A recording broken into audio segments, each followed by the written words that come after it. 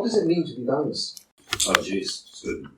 Good starting off point. Well, first of all, hello, everybody. I just got to India about 3 days ago, and I want to say it's absolutely amazing here. The generosity, the hospitality, the friendliness of everyone is it's absolutely amazing. I wasn't quite sure what to expect, like Jag said, first time over here, but it's great. The food is wonderful. I've been punishing lots and lots of spicy peppers and feel amazing. Feel absolutely amazing. I guess really that's the message of Boundless. I recently wrote a book called Boundless, and the reason I wrote that book is because I wanted that book to be about energy, because I think that is at the root of a lot of people's issues these days, not feeling the way that a human body should feel throughout the day, having the energy that you want at your beck and call throughout the day. Most people actually hit a wall around 2 or 3 p.m., or they cannot fall asleep at night, or they cannot get going in the morning without the use of stimulants.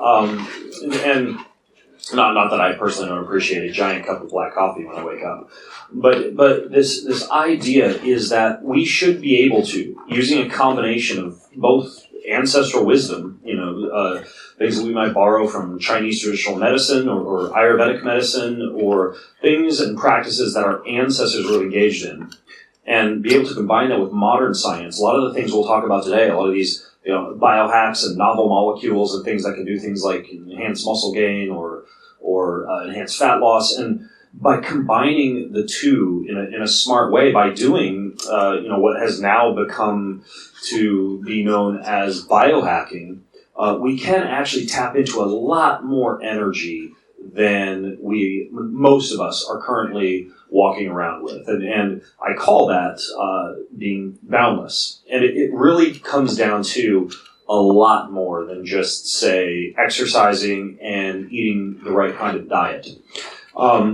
In my opinion, you got to come at it from 3 angles. Number one, you have to care for your mind.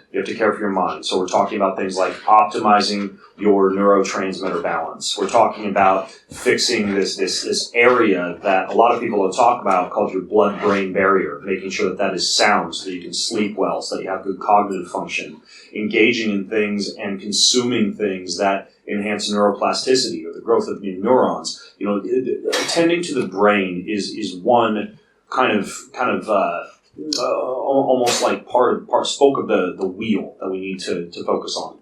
Next is the body. A lot of people focus on that, but it is of course important. Power, strength, speed, endurance, stamina. I like to think of being boundless as almost having, if we were to synonymize it with a comic book character or a superhero, almost like being the Batman of your body, right? Batman wasn't like being Incredible Hulk or Flash in that he just had one aspect of total body fitness, like extreme strength or extreme speed, but was able to operate with good mobility, flexibility, go for a long period of time, have decent amounts of strength, speed, be able to throw a football around with or I guess I should say over here, kick a football around with your grandkids when you're 90 years old. I mean, the body part is important, but of course, unless you have the central nervous system, the program up here that's in control working properly, there are a lot of very fit people who are not optimized, who do not have energy because what's up here is not functioning properly.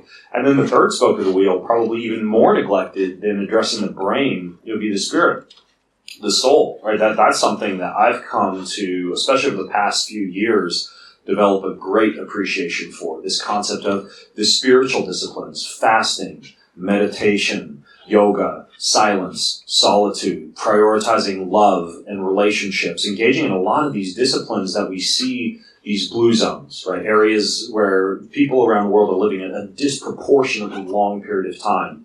Places like Sardinia and Nicoya and Okinawa, we also find a very big emphasis on the spiritual disciplines in these regions as well. And I would say that really we do have a lot of people, especially I know that many of you here in the audience are involved in the physical fitness culture or in the gym culture.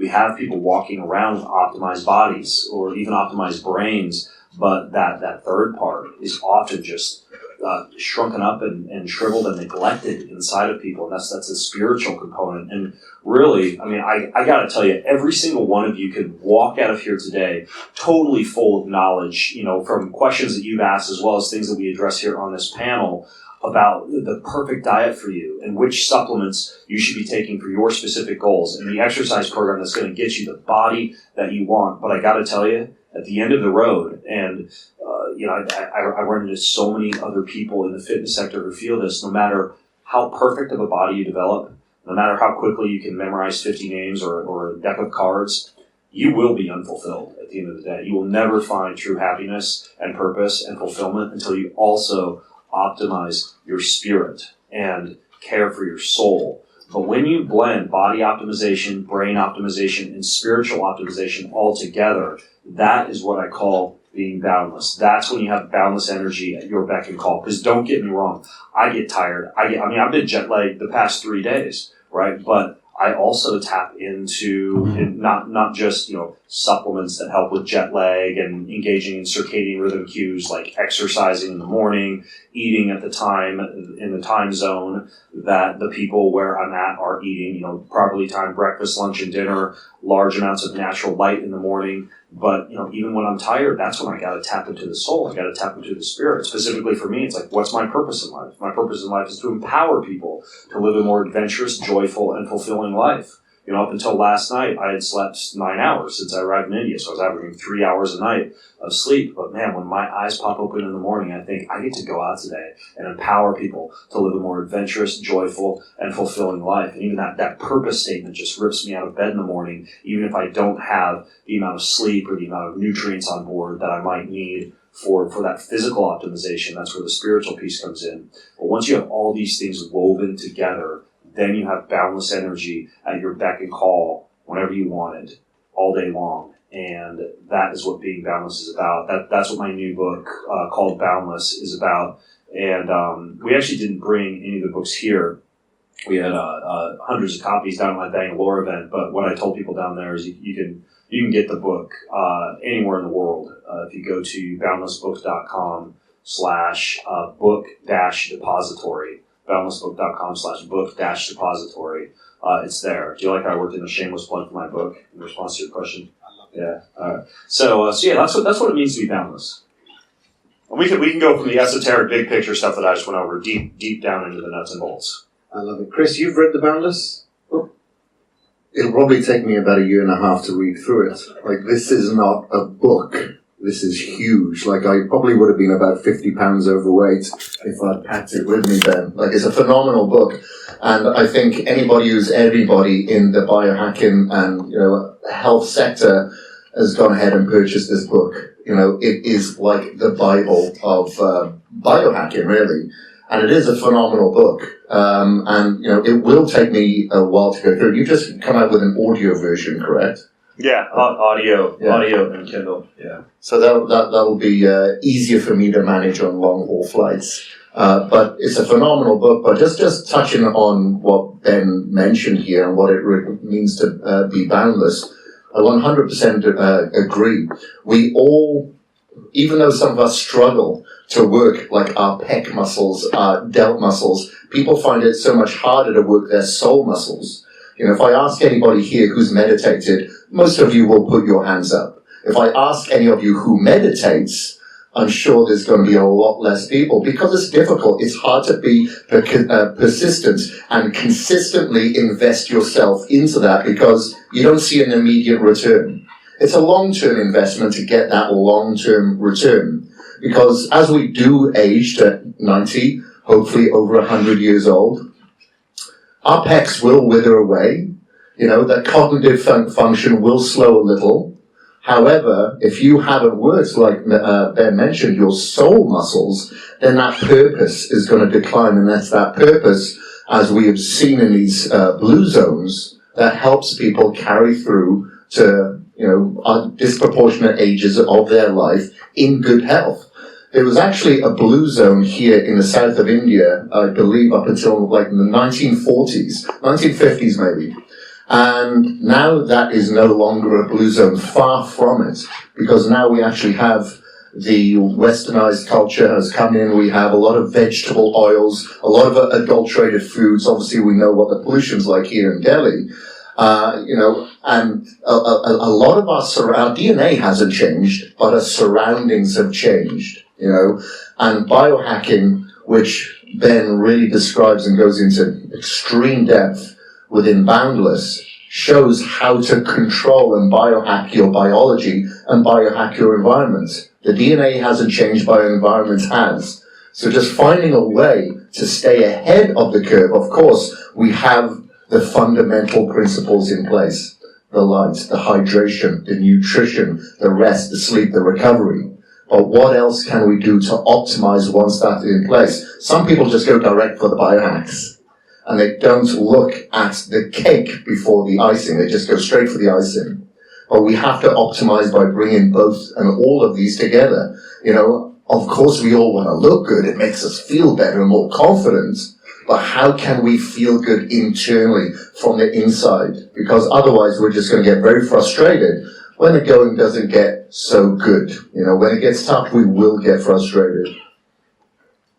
Thank you. So, Ben, you mentioned sleep. What is that missing component?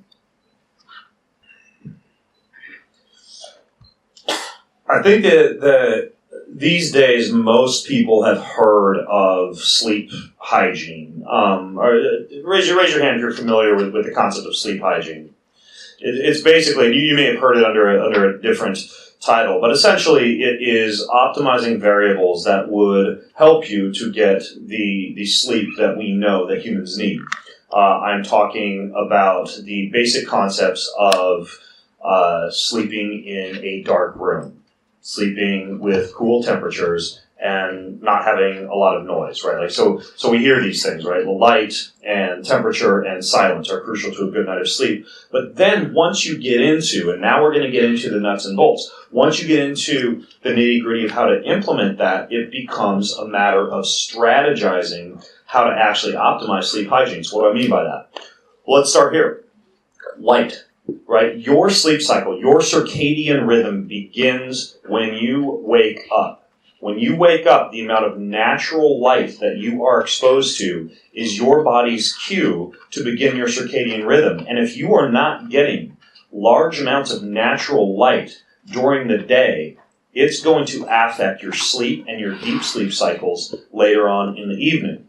Now, once you know that, it can become as simple as you finding the time when you wake up at some point between waking and noon to go for a 20 to 30 minute walk in the sunshine. Unfortunately, many of us are working in environments or we're in areas where we don't have access to be able to get out into the morning sunlight. This is where things like biohacking would come in. So now, for example, they produce devices such as there's one called the Human Charger, and this is a small in-ear device that targets the photoreceptors within your neural tissue to actually allow you to get bright light in your ears that simulates sunlight and causes a circadian rhythm cue very similar to looking at sunlight. There's another pair of glasses that you can wear that you push a button on that actually produce sunlight for your eyes while you're at your office working on your computer during the day that simulates what sunlight would do even if you're in your office unable to get out in the sunlight.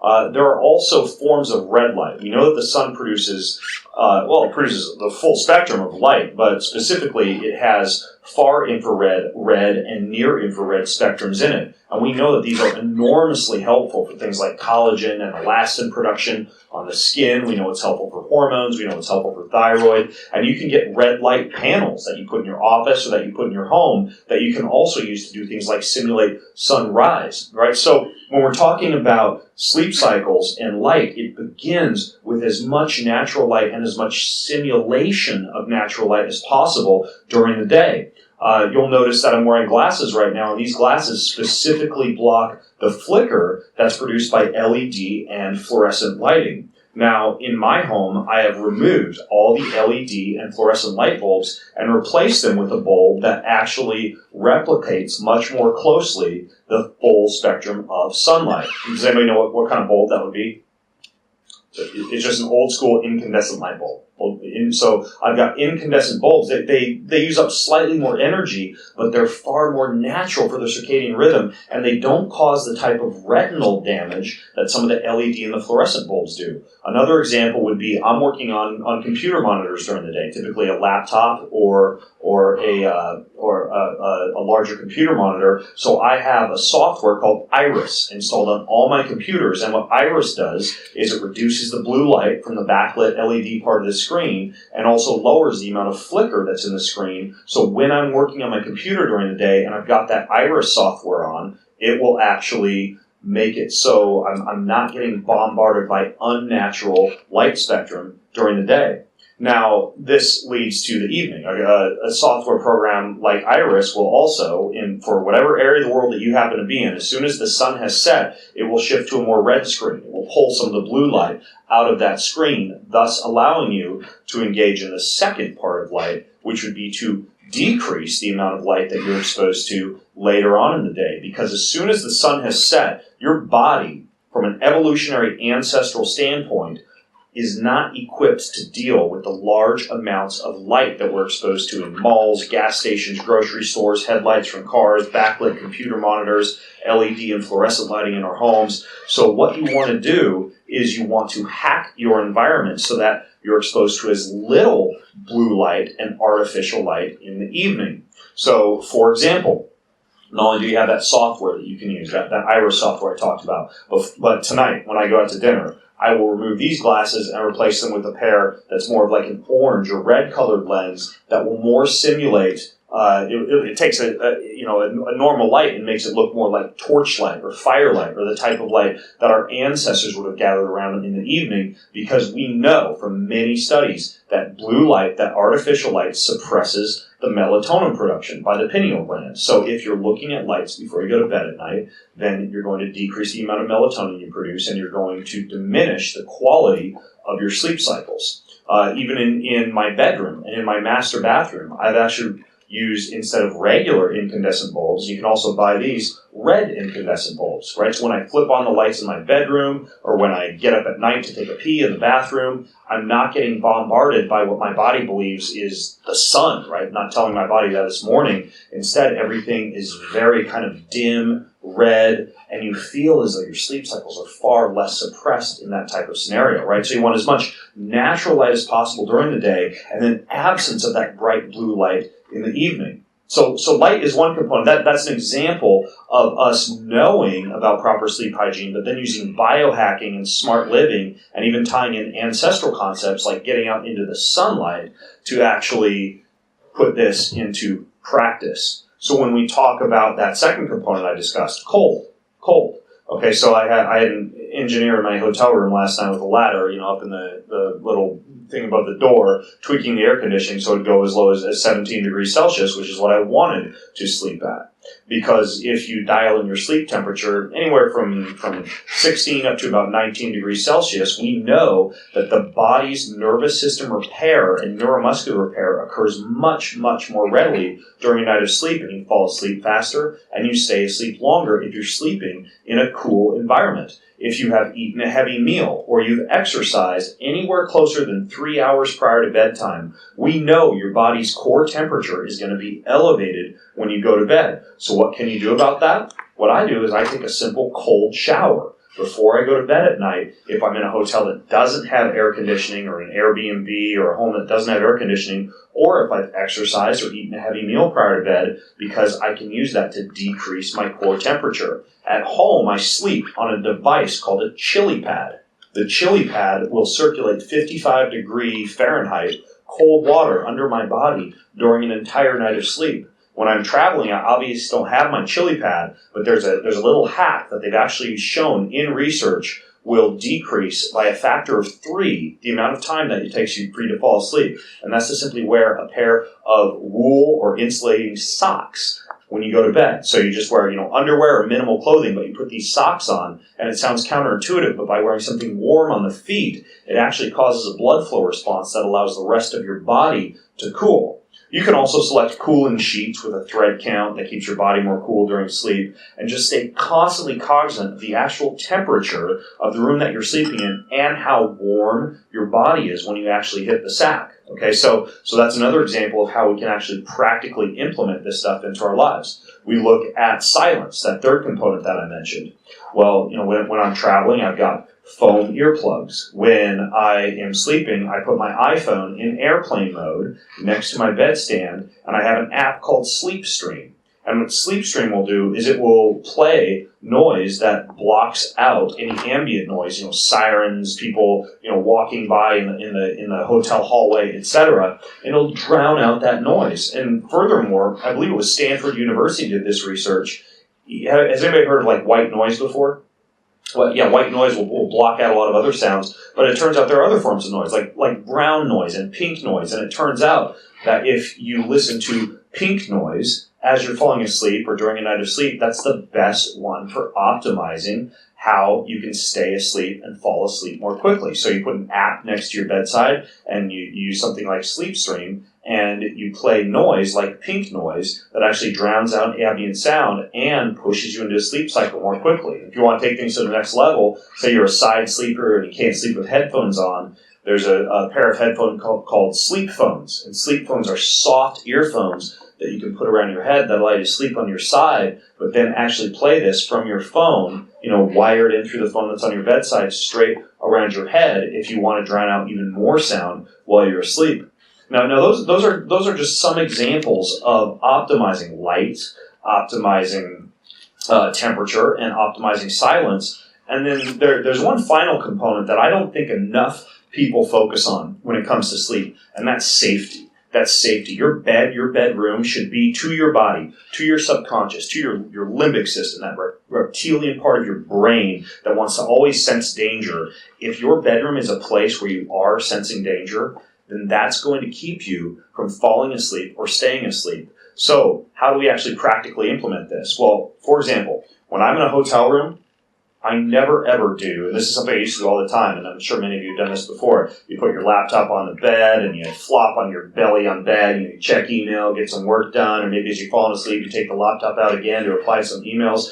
Automatically, your body will associate bed with work. And while work may not seem dangerous to you, it's still something that stimulates your sympathetic fight and flight nervous system. You should never work in bed. You should never have your laptop in bed, because if you do, your body associates the bed with being an unsafe place.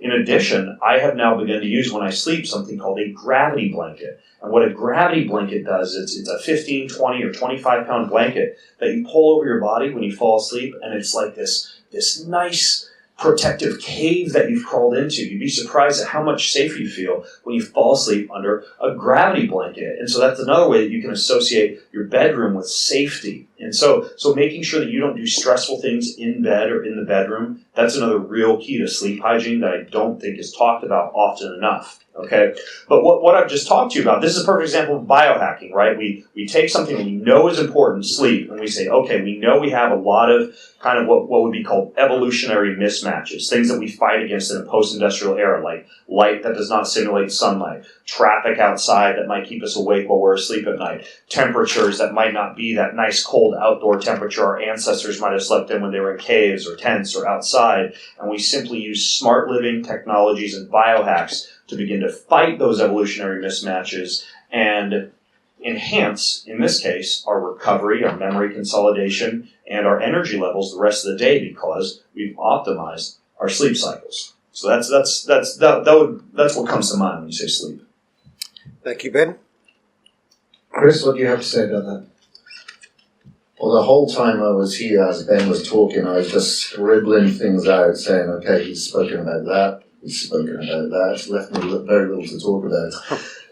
But I tell you what, I haven't used, was it the gravity blanket? Yeah, gravity blanket. Yeah, I haven't used that, but I was actually in Park City about 3 weeks ago, and myself and my fiance had the best night's sleep because in the hotel, the blanket was so heavy, very, very heavy.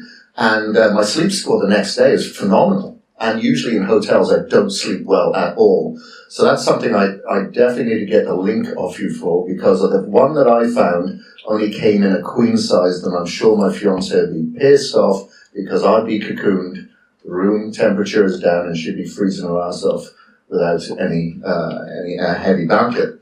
But there's a few of the things that I noticed. You mentioned about people working, where I found, on their computer before night or on their device, and I noticed a lot of people don't even work, but they will just scroll through socials, and they find it gives them that dopamine fix. They'll eat before bed, but they'll get an even more compounded effect by just scrolling. People get this dopamine fix by scrolling through socials aimlessly. It's like reality TV. And that's also going to activate the brain before bed. And they've said that's one of the contributing factors now to childhood obesity. They're getting exposed to the blue light, penetrating their retina, cortisol is going up, and of course they're staying up later at night, getting this dopamine fix, scrolling through social networks mindlessly. So that's something that you've got to be conscious of. And one thing that I've become devoted to now, in the morning and at night, is I understand that my anxiety for the rest of the day is dictated on how I start my morning. So I will make sure that I wake up with a bookend in the morning and at night where I will not go near my device. And I know that you have a routine that you prescribe to in the morning as well then. First thing in the morning, I will, I'll stretch. I've got something at home that's called a feet up. It helps me do a headstand, and I'll do that for about 4 or 5 minutes without pricking my neck, because I did that the first time without one of these devices. And, I'll especially in the winter where I am now in Idaho, I'll have exposed myself to the red light therapy. And that is my time. That is my time to gather my thoughts. Meditation, that will then turn into the manifestation for the rest of the day. And that helps me go to sleep much better at night by forming the function of my day from the moment that I wake up. That really, really does help me. And, I'd be interested to know as well what your thoughts are in regards to your diet throughout the day to help people with sleep. So, I know, obviously you mentioned fasting for a good hour or two before bed. But what I've noticed with myself as well, even though I'm not following this particular diet at the moment, when I went following a cyclical keto approach like you do, Ben, I found that by increasing my fats and drastically lowering my complex carbs throughout the day really helped with my fats, helped with my sleep as well. Is this something that you found? I have a couple of thoughts. The first is just a total aside. You talked about the phone and scrolling through the feed at night. I would encourage all of you to make your phone as boring as possible in the evening. The way that I do that, this is very simple. You can Google iPhone red light trick if you have an iPhone. I believe there's a similar function on the Android, although since I use an iPhone, I don't know how to do it on the Android. But basically, what it allows you to do is night mode that is already built into iOS on steroids. It essentially sucks all blue light out of the screen, and it just makes scrolling through feeds, notifications, etc. not really pop out, so you don't get the same dopamine response. Plus, it sucks all the blue light out of the screen. It uses the color filter setting on your phone and switches everything to red. So use that iPhone red light trick if you can. Now, regarding diet, I have a couple of thoughts on that. Number one is I do not eat any carbohydrates the entire day. I save all my carbs for the very end of the day. Now, this is useful for a few reasons. It keeps me in a state of fat utilization the entire day. So rather than my blood glucose going up and down all day long, which keeps me from tapping into my body fat stores and can also have an impact on inflammation, I'm staying in a low inflamed, stable energy, fat-burning state during the entire day. And this is especially important if you're physically active, because your body does have to use storage carbohydrate to be able to do things like lift weights or do cardio interval training, like high-intensity cardio interval training. You eat carbohydrates in the evening. And this is useful because, in many cases, dinner is kind of like our most social meal of the day. It's the time when we might be out at a restaurant, the time that we might be with friends, the time when we actually don't want as many dietary restrictions. I might want my sweet potato, my yam, my red wine, my dark chocolate, maybe a cocktail, etc. So I save all the carbohydrates for the evening, and carbohydrates allow you to produce serotonin, which assists with your melatonin production when you sleep. So assuming you're not eating a very heavy meal within 3 hours prior to bedtime, having carbohydrates at the end of the day can actually enhance sleep, assuming you limited carbohydrates the rest of the day. And then you simply go to bed, and for me, I'll fast 12 to 16 hours after dinner, wake up the next morning, rinse, wash, and repeat, meaning no carbohydrates, only plants, fatty acids, proteins, etc., all day long. And then at the very end of the day, then I'll have my carbohydrates. Now, the other trick that I have for you for food prior to sleep is, especially many physically active people, which I know many of you are, they will hear, well, it's not smart to eat a heavy meal prior to bedtime, but they'll lay awake hungry. And we actually know that fasting inhibits your sleep quality. We know that it's very difficult, especially people who will do 3, 4, 5 day water fasts, etc. Sleep quality goes absolutely to hell. Now, the trick for this is there are specific things that slowly bleed into your system that not only help your body to repair and enhance something called autophagy while you sleep, which is your body's natural cellular cleanup property, but they're also not going to raise your blood glucose as you're asleep. Now, at the there's a lot of things that fall into that category, and I'll fill you in on all of them. So for the longest time, what I would do was a small scoop of nut butter, right, which gives me the fatty acids necessary as a slow burn while I'm asleep. And then I would put a little bit of a good sea salt in with that, because one thing that actually keeps people from falling asleep, and I discovered this when I was racing triathlon. I would lay awake at night, I could hear my blood pounding in my ears, I couldn't sleep, so I started to use a lot more natural mineral salts and trace liquid minerals throughout the day, and automatically my blood pressure re-regulated, and this is based on cortisol and also mineral loss, and I was able to sleep a lot better. You can combine that with something like a nut butter, a little bit of sea salt, and then the last thing that I would add in there is a very kind of like a slower release carbohydrate or a lower glycemic index carbohydrate. And actually just raw honey, which has a lot of probiotics in it, a lot of enzymes in it, and it is wonderful in moderation. You put a little bit of honey in with that too. So I would just have a giant tablespoon of nut butter, a little bit of sea salt, a little bit of honey on there, and it tastes pretty good. It's almost like dessert, and that gives you that slow bleed of energy while you sleep. Well, since I adopted that strategy, I've completely quit doing that because I found something that works even better, that just covers all those bases and again, it just works better in terms of appetite satiating and not giving you a lot of calories right before you fall asleep in bed at night. And that is Jello.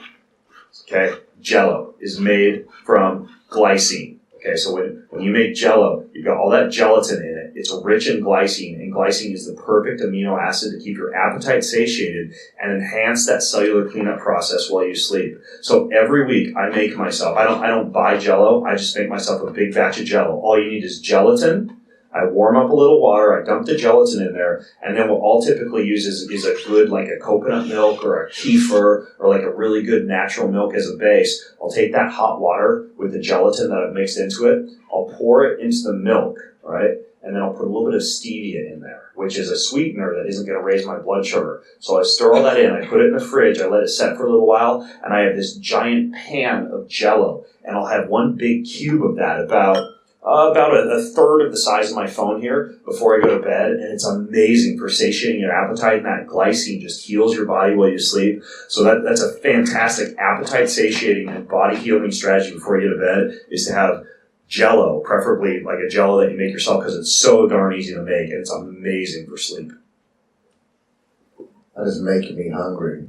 Yeah, we can go out for Jello after this. Jello, okay. Well, we've met the owner of the hotel here. We'll just give you access to the kitchen and we'll make it for everyone. I would love to do that. Oh, that sounds good. Yeah, I actually made the coconut yogurt that you prescribed on your podcast once, and used the Jello in there. So this should be an easy transition for me. You can, if you wanted to, if you're lazy, you could just make that coconut yogurt and then add the gelatin that you've mixed in hot water to it, and literally have the benefits of both the probiotic and the yogurt, because that coconut yogurt will automatically become Jello if you add hot water with gelatin to it, stir it in, and put it in the fridge. Perfect. Cooking with Ben. Yeah. I'm just going to add a couple of things to the sleep here that I wrote down that I found that's been helpful to me. And I know that you actually have a Wi-Fi kill switch in your home, and I'm sure that we've all got Wi-Fi routers in our home. Try to be conscious. Okay, we're surrounded by Wi-Fi wherever we go, and a lot of you are traveling, you're getting exposed to X-rays, gamma rays, etc. Why not switch it off during the 6-8 hours that you're sleeping as well, so you're not penetrated by the Wi-Fi? That can obviously be a little hack that you can implement with you guys. And like Ben, Jag, we're all wearing an Aura ring. If you have a sleep tracker, it's like wearing a personal trainer. I'm sure some of you have the Fitbit. Whatever you have that can actually accurately track your sleep, whether it be like a Fitbit, a BioStrap, a Whoop, or an Aura ring. I just find this handy because it's not on my wrist and I wear lifting straps and stuff. It's like having that form of accountability. I love it because actually Jag hates it because he wants me to have meetings with people at 8:30 at night when I'm in bed. I may look like a party animal, I'm in bed by 8:30, no later. And it's because I have this accountability now, because I actually went to a sleep clinic in 2014, or actually a clinic, not a sleep clinic, but I came out of there much better than what I am. I'm nowhere near fixed, but I had mold toxicity from when I lived in Mumbai. And that led to me having about 3 hours of sleep every night. And it wasn't good, but I utilized it to my advantage at that time. I was writing content that was motivational, it was hardcore, and I was kind of patting myself on the back for burning a candle at both ends. But obviously, that's not good. I wasn't a good person to be around. It's probably one of the contributing factors that led to my divorce, who knows, But looking back on that, I'm very much a different person. And one of the major contributing factors is because I've optimized my sleep now. And having something, that form of accountability that we have available to us today that we did not have just 5 or 6 years ago, can be huge for you if this is a major missing component in your life. Because we kind of walk around a little bit drunk if we're down in sleep about 20%. And I'm sure you'll all want to optimize your day and your life and a very short period of time that we have on this earth. So optimize your sleep with efficiency that you can carry with you throughout the rest of the day. And a couple of things, in regards to like the apps that's available to us now. One of the things that's helped with me, and we've got things like, I know you mentioned that you use Calm. With there's a couple of other devices out there, Muse, but one that's helped me is called Silent Mode. I don't know if you've used that, Ben. It's kind of like an eye patch. I actually use an eye patch, anyway, eye mask, but this is like an eye mask, and it helps you with breath work as well. So help you turn yourself from that sympathetic into that parasympathetic nervous state in the evening. So you'd think actually, doing breath work in the evening that's kind of rigorous would actually wake you up. But it actually really helps me, lull me to sleep. So that's a little hack that I found. And when you're traveling, well, it doesn't matter if you're at home, but when you're traveling, you'll notice like the standby lights, we've got the alarm clocks. I wouldn't suggest pulling out the smoke alarms by any means, but cover those lights up as much as you possibly can. I put a pillow on my bedside, just to cover all the lights there.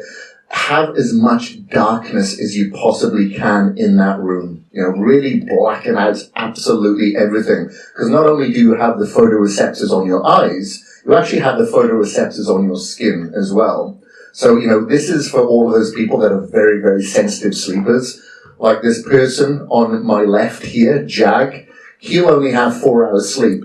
Half of that will be deep and the other half will be REM. I'm very jealous of this person. But we're not all like that, So we have to realize that we all have various sensitivities. So we have to, kind of do whatever we can to mitigate it with these tactics. And, I don't know if you use anything like this, Ben, Defender Shield that have these covers on our phones that can help scramble a lot of the EMF. They actually have blankets now as well. I don't know if you actually use one of those when you're traveling.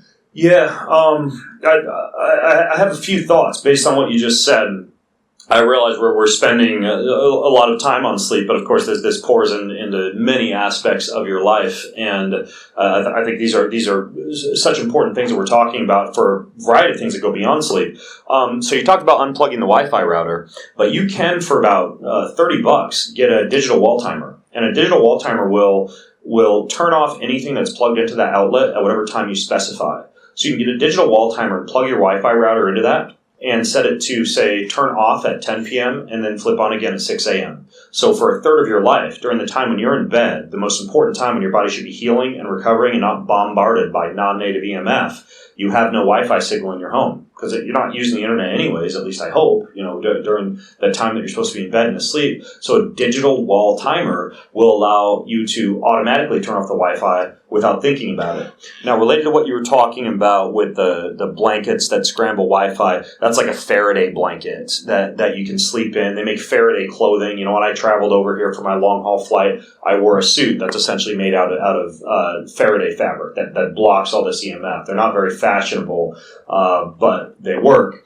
I do not sleep with a Faraday blanket, but what I use is essentially what's called a Wi-Fi scrambler. It's a frequency generator that blocks the signals that would be coming from, because let's say you've turned off the Wi-Fi in your house, all the other homes and condos and areas around you that are also emitting Wi-Fi signals. So there's 3 different companies that actually make something you can put next to your bed, plug it next to your bed, and it'll block those Wi-Fi signals. One is called a Key, QI.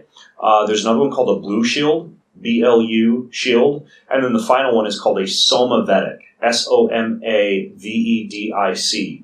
And they all operate on similar principles, but essentially they're generating a frequency that's more tuned to what the Earth's natural frequency is, and that actually blocks a lot of the Wi-Fi that you're experiencing while you're in bed at night. You just plug it in, put it in your bedroom. I have one in my bedroom, and I have one in my office, and those can work very well.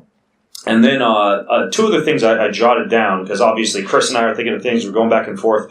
The sleep mask, you said you use one called a silent mode? Silent mode, yeah. Silent mode. Well, that's just, like, if I'm traveling, I'll use what's called a Remedy sleep mask. Yeah. But the one that's attached with the app that has the Breathwork, that is silent mode. Okay, gotcha. So silent mode is more for the breath work. The mask that I use is called a Mind Fold. It was developed originally for psychedelic and plant medicine journeys where, when you're using something like ayahuasca or DMT or whatever, one thing that happens is your pupils dilate and you become very light sensitive. So for plant medicine journeys, this company developed this mask to just block out as much light as possible, but it works fantastically even if you're not, sleeping on ayahuasca.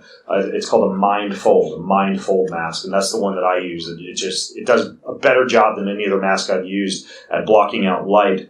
And then, Kris, you were also talking about breath work, and I agree. I'm a huge fan of using breath to control physiology.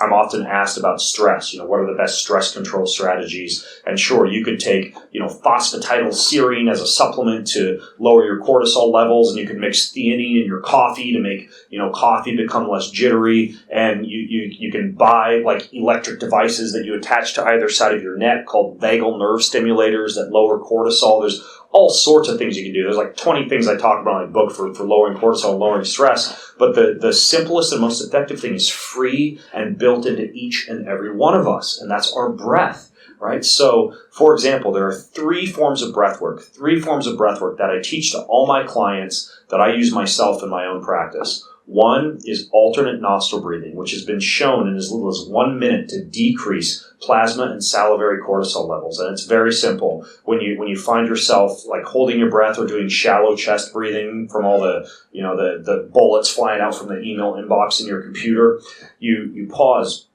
and you take 1 breath in through your right nostril. Then you cover the right nostril and you exhale through the left nostril. And you do 3 rounds of that. Just 3 rounds of that. It's going to take about a minute, and that's all it takes to reduce cortisol. Another one is box breathing. Now, I'm a huge fan, specifically for fat loss, for blood flow, for a variety of benefits. I'm a huge fan of doing like these cold soaks, jumping in a cold river, cold lake, cold ocean, ice bath. I have like a cold pool at home, and I'll do box breathing when I'm in that stressful environment. So that's a 4 count in, 4 count hold, 4 count out, 4 count hold. That was the first form of breath work that I taught my kids to become more aware of their breath work and use breath to control stress and to control their physiology.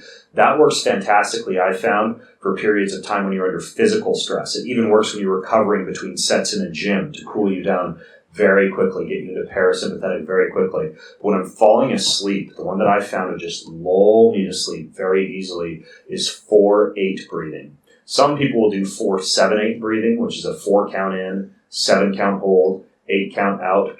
I don't worry so much about the 7 count hold. I just do 4 breaths in, 4 count in, 4 count out. Now here's the interesting thing. We know that animals that live a disproportionately long period of time, like say the bowhead whale or the naked mole rat, these are animals that are living a much longer period of time than the species that are closely related to these animals. They have a high amount of what's called CO2 tolerance, carbon dioxide tolerance, meaning that they hang on to high levels of CO2 in their body. Now, if you are well oxygenated, if you're breathing well, your mitochondria are operating properly, and you're consuming foods that enhance oxygen uptake, and you're exercising, you're getting good oxygen levels. But if you also maintain high levels of carbon dioxide, what happens is that's the signal for the oxygen to dissociate into things like muscle tissue and heart tissue. And the number one way that you can train your body to have high CO2 tolerance is to simply breathe out for a longer period of time than you breathe in. And I do this when I'm walking, right? For 10 steps, I'll breathe in, but then for 20 steps, I'll breathe out.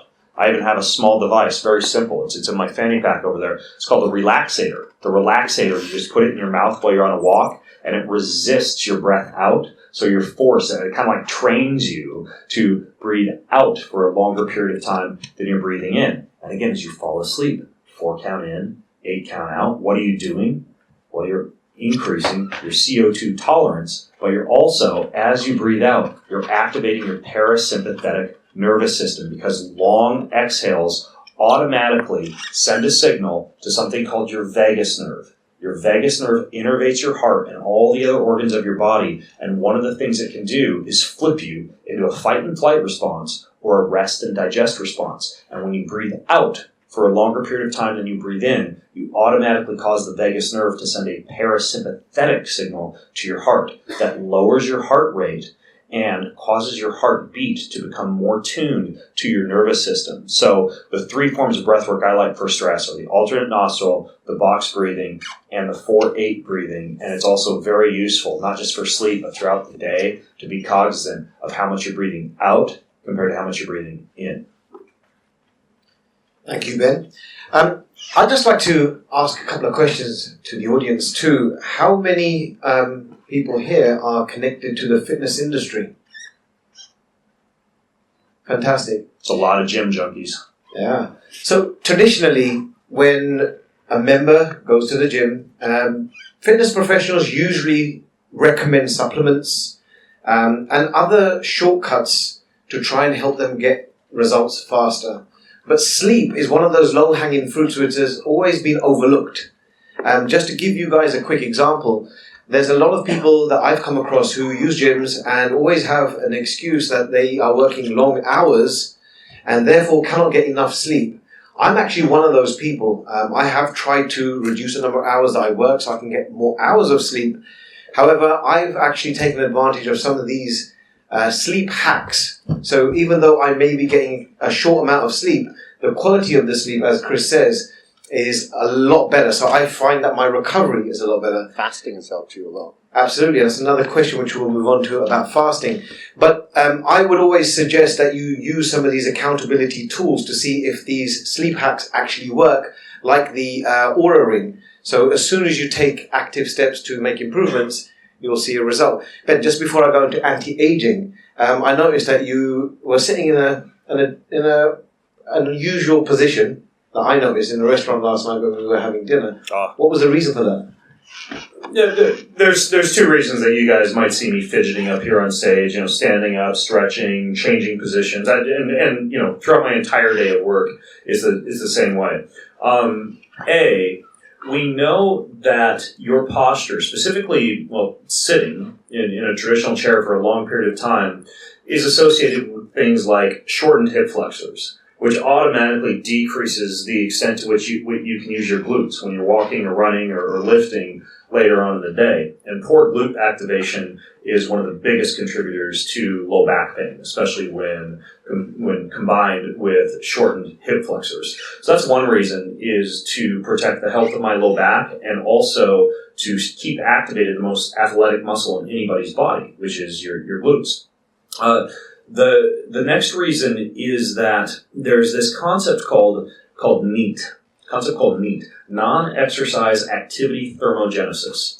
Now, that's a big phrase, but what non-exercise activity thermogenesis is, it's the number of calories you burn during the day, not necessarily when you're exercising or, say, digesting food, but it's just the small movements you do during the day, including the amount of steps you take, that add up throughout the day. And it turns out the calorie burn and the fat loss benefits of non-exercise activity thermogenesis far outweigh what you get from exercise, right? By moving our bodies throughout the entire day, by even using things, like self-quantification devices like a ring to track our step count, to keep us motivated, like saying, okay, my rule, like I Ben Greenfield, and this is a rule, I take 15,000 steps a day, period. If I push myself away from the dinner table at night and I glance at my app and I'm at 13,500 steps, I'll go call my wife and walk for 15 minutes while I'm talking to her to get that 15,000 step count. Now, that's not a substitute for me for exercise, because I actually like to maintain a nice body. I like to compete in athletic events. Like I go to the gym to be athletic and also for aesthetic purposes, but for things like fat loss and general movement, it's my non-exercise activity thermogenesis that I focus on, right? So for me, it's the postural component, but then it's that activity thermogenesis. And so the other thing that I should mention is that I was with a guy in Bangalore who has seen some research specifically on Indian populations and a drop in bone density related to sitting instead of the traditional method of, say, like eating or defecating, etc., which would be a squatting position, right? So a lot of times I'll do just a deep squatting position, which is also fantastic for something else that I hadn't realized until a few days ago, and that is bone density. Right, so there is no rule, and by the way, there is no rule for any of you who are out there sitting in the audience that you need to be sitting. Like, I'm fine if people are like, if you get up occasionally, go to a wall, stand, stretch, try different, moves in your chair, etc. We can destroy all the hotel room chairs by planting the bottoms of our shoes in them and apologize to the hotel owner later on. But yeah, that's really why I'm constantly in different positions rather than just sitting. Got it. So I want to move on to anti-aging, and just before I do, Kris, what is a biological age? My biological age, it's 30, I think, you're 38, 37? I'm 38. Chronological age is 38. Yeah, so my biological age is the same as Ben's at the moment. My actual chronological age is 45. No, your chronological age is 45, yeah, which is how old you are in years. Yeah. Your biological age is 38. Yeah. So you're technically, your cells are 7 years younger than they should be. That's right. But it wasn't always that way. Some years ago, I was doing the same sort of thing, doing the Ironman triathlon and bodybuilding at the same time. Funny story, actually. I came across Ben, not from the biohacking world, but several years before that, when I was watching all your videos on an Ironman triathlon. Like, he'd geek out on the pieces of equipment that were probably lost on me, to be honest with you. But how to optimize, various disciplines of Ironman triathlon when I first got into it. So thank you very much for all those helpful videos there, Ben. So what was the question again? Biological age. Biological age, yeah. So, I'm 45 years old now, and, I'm very thankful that I get a lot of people say, wow, you kind of look like you're reversing your age. Because when I was here, as I mentioned, back in 2011, and I was here for a few years, my sleep was not good. I was possibly aging much faster than I was.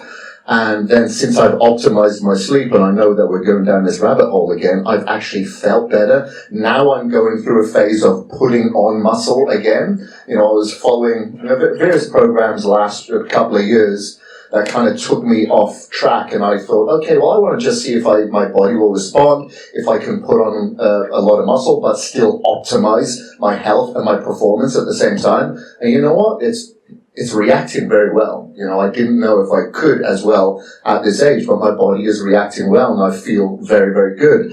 But just mentioning the low-level activity that Ben was talking about earlier, it's phenomenal. There's a lot of people that will use the excuse, well, I'm at the office, I'm too busy, I don't have time to go to the gym, have a shower, get changed, get back to the office. But there's so much that you can do with just low-level activity throughout the day. Like, I have a treadmill desk at home that Jag got me some years ago. That's been phenomenal to me. So if I'm on a conference call, if I'm doing a podcast, generally I'm on that treadmill desk moving around. And Ben is the culprit as well. That has led to me doing 50 ear squats pretty much on the hour when I'm on long-haul flights as well. But it keeps the body moving. And if you are tracking the calories and the steps that you're burning off throughout the day, you are not even breaking into a sweat, but you're able to churn through that many more calories that you generally wouldn't if you're too busy. Yeah, a few things I want to say about this. First of all, what you just commented on regarding like the treadmill workstation, very important, and there's like a non-negotiable for the folks who I work with and coach. They got to own three things. They got to have a kettlebell in the floor of their office that they can stop and do kettlebell swings with at some point during the day, which are also one of the most amazing things. If you learn how to do just a double arm kettlebell swing, one of the best ways to get rid of the short hip flexors and activate the glutes, a proper kettlebell swing. They have a hex bar. A hex bar is basically a bar that you can load up with heavy weight, and we know that your grip strength and the amount of weight that you can deadlift is directly correlated to anti-aging and longevity. And I have the same thing. I have one hex bar. It's in the room that's next door to my office, and I just wander in there a few times a day and do 5 to 10 heavy lifts, right? It's not a formal weight training session. I just pick it up and put it down 5 to 10 times. And then finally, for what's called brachiation, right? Some people believe that humans originated from apes. Some used to hang from the trees and mobilizing the shoulders. Regardless of what you believe about the origin of species, the idea of hanging, of decompressing a lot of joints by hanging or by doing pull-ups, that's also very important. So the three crucial pieces of gear that I have around, in addition to that treadmill workstation that you talked about, I think everybody, as long as your budget can afford it, should have a hex bar, a kettlebell, and a pull-up bar. And these should specifically be located near to where you're working, like near to your office where you're working, so you can stop and use these things during the day. Now, you talked about biological age versus chronological age. Well, just to explain, to clarify what's meant by that is typically these days this concept of measuring how young your cells are compared to how old you are in years. Typically it's done via what's called a telomere analysis, which is analyzing the length of the telomeres on each cell with the idea that the shorter those telomeres are, or the more rapid the rate at which they are shortening, the more rapidly you're aging or the older that you are. Now, it's a somewhat flawed measurement in that it's looking at a limited number of cells, and it's questionable how correlative that is to longevity, compared to all the other variables that we could measure. And now there are some better, more accurate measurements coming out to measure biological age, one in particular called the DNA methylation clock. It's not that accessible right now, but within about the next 6 months or so, that's what you guys will see popping up as the best way to actually measure your biological age. But in my opinion right now, probably the most accurate way to measure it is via telomere analysis. And there's a company called SpectraCell in the US that I use to measure my actual biological age, which right now is 9 years old. How do I do things like that? How do I get my telomere length down that or to be that long? I'll give you 3 of my top tips. Okay, 3 of my top tips for anti-aging or longevity. 1, we already briefly touched upon, and that is fasting. I fast 12 to 16 hours every day, meaning that if I finish dinner at 10 p.m., I will not eat again until 10 a.m. minimum. If I get up and have a midnight snack, then breakfast is out the window, and I won't be eating again until lunch, right? But fortunately, most of that time you're sleeping, so it's not that hard, especially if you use that Jell-O trick that I told you about earlier. Okay, so I do a 12 to 16 hour intermittent fast every day of the year, 365 days a year. Okay. Number 2 is I do a 24-hour dinner time to dinner time fast 1 to 2 times a month. And that's very simple. I just push myself away from the dinner table on Saturday, and I don't eat again until our Sunday night family dinner. That's super, super simple. Because for me, it's like, yeah, maybe a 3 to 5 day water fast would be better, and I'd get more cellular cleanup, etc. But for me, it has to be sustainable. right? A 3 to 5 day water fast does not get me excited. That's like telling somebody, yeah, just go to the gym for 3 hours. You're going to get super fit. Yeah, maybe, but it's just hard to sustain. Now, the third type of fasting that I do is based on the research of a guy named Dr. Walter Longo. And Dr. Walter Longo found that rather than just not eating any calories at all for 5 days in a row, you can get very similar longevity benefits by simply eating 40% of the number of calories that you would normally consume. 40%. So 4 times a year as almost like a seasonal cleanup for my body.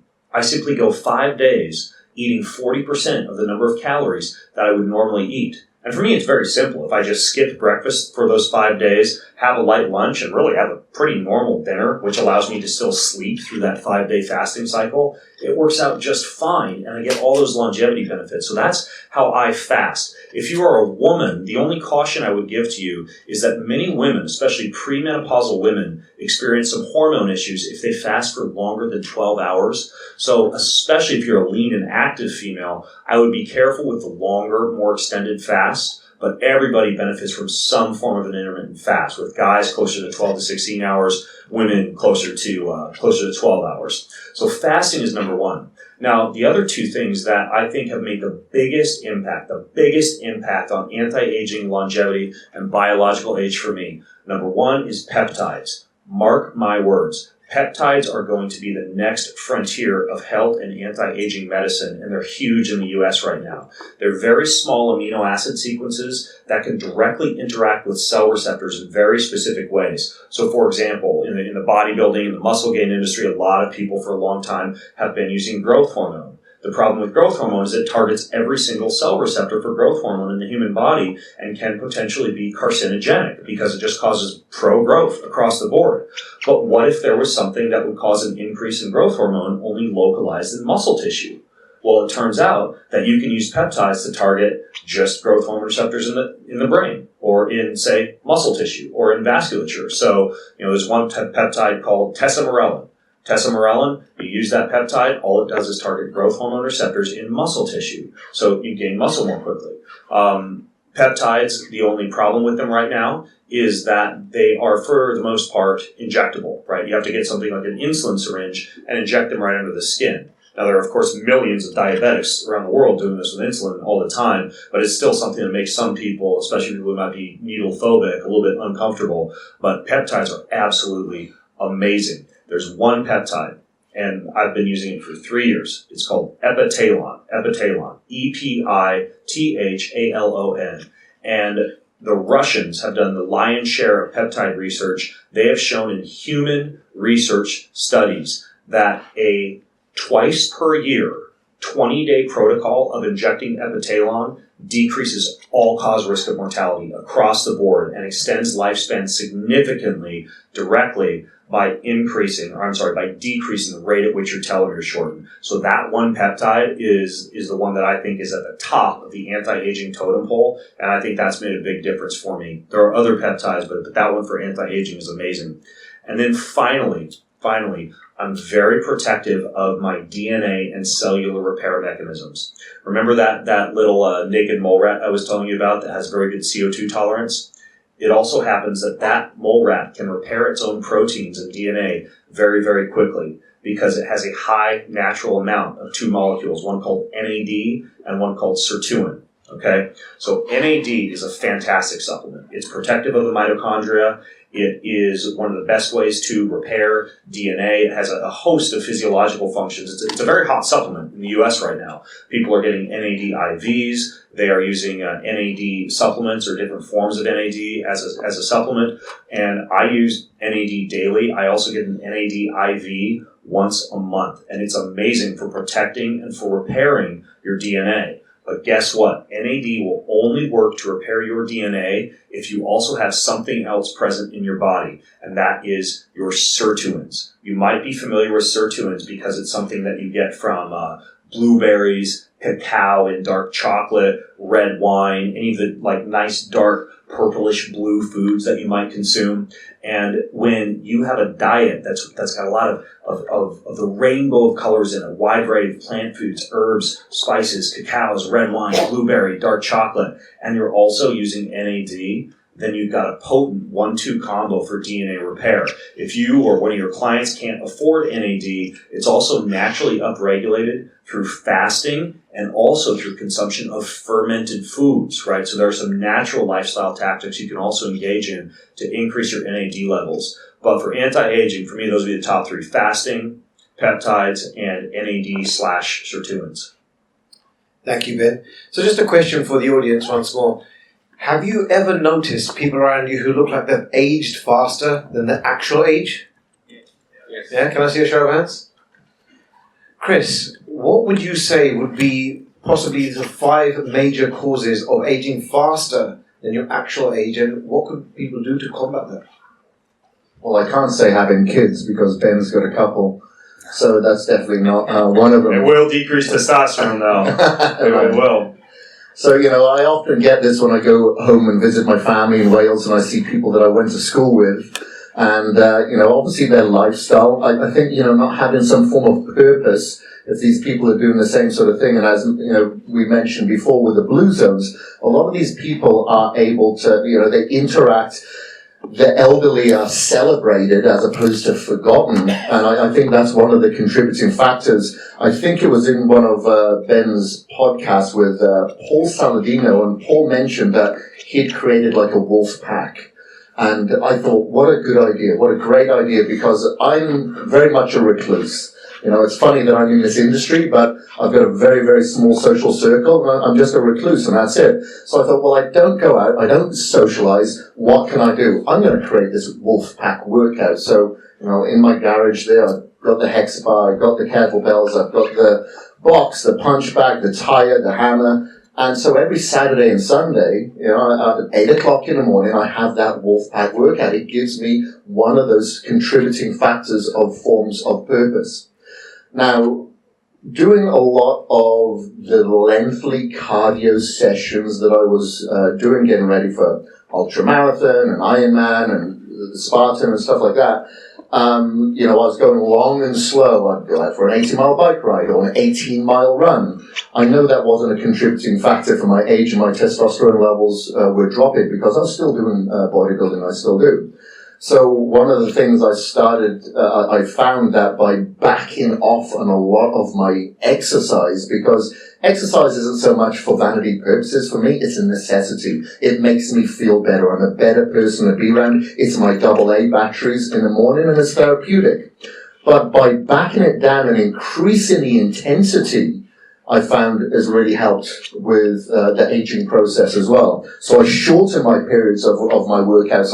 We burnt off like 500 calories this morning in like 26 minutes. That was great. It was perfect. It gave me the therapy that I needed this morning. And, I've obviously found that through some of these contributing factors that we've mentioned earlier, that my testosterone levels have now increased. They've started to bounce back. Looking at the forms of the calories that I take in, the calories have information, and making sure that the information that I'm giving my body is better. We deal with a lot of oxidative stress. So doing whatever I can to counterbalance a lot of the oxidative stress that I'm undertaking here. We have obviously the hormetic responses that we've spoken to before, and having that hot and cold therapy, I think, has really favored me, but in an indirect way of anti-aging, because stimulating that that vagus nerve, that vagal nerve tone, going from hot to cold to hot to cold,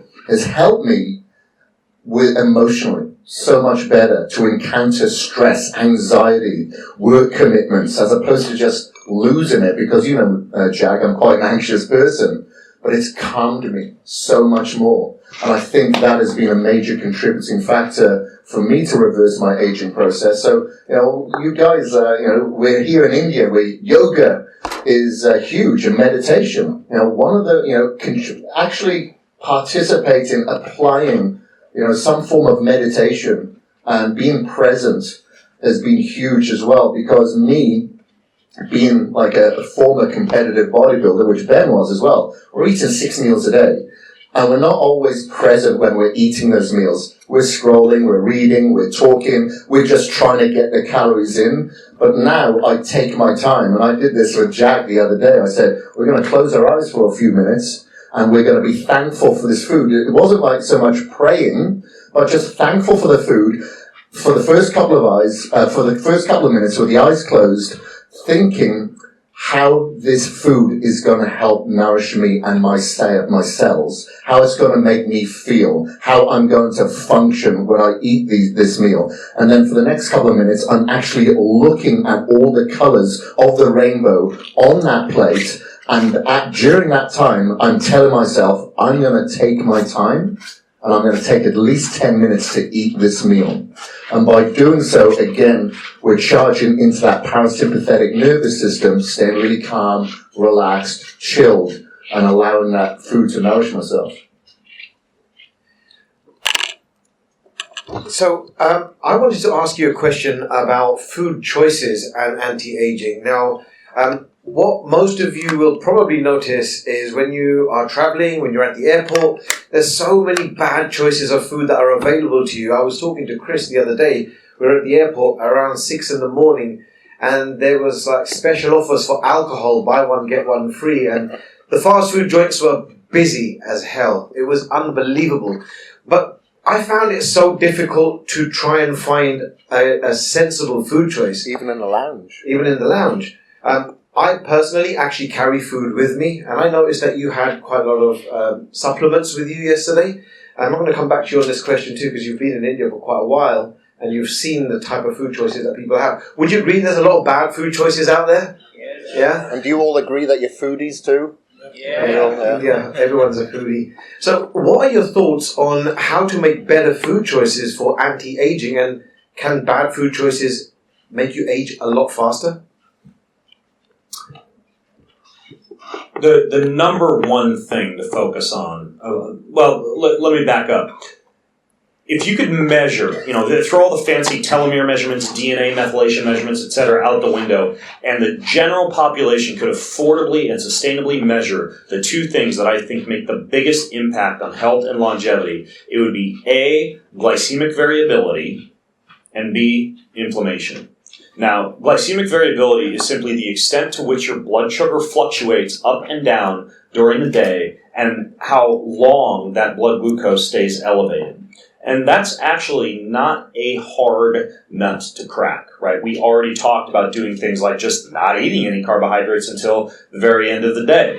Kris talked about doing, 50 air squats when he's standing up and going on the airplane to use the loo. And, I do the same thing when I'm out at dinner and I get up to use the bathroom. I come back and I'm all red-faced and people think I'm constipated, and it was just me doing my air squats in the bathroom, right? Staying with that that low-level physical activity during the day, doing things like lifting weights, etc. All of these things can keep your glycemic variability under pretty good control. We also know that in these blue zones, which we've mentioned a few times, these herbs and spices that they consume have a natural insulin sensitizing effect that keeps your blood glucose low. So, for example, we know that a couple teaspoons of Ceylon cinnamon per day can sensitize your insulin and keep your blood glucose levels low. We know that a shot of apple cider vinegar before a meal can keep your blood sugar levels low in response to that meal. We even know that an alcoholic digestif, or a cocktail that's rich in bitters and herbs and spices, one of the things that does is it enhances what's called your first phase insulin response, so your blood glucose response to the meal is lower.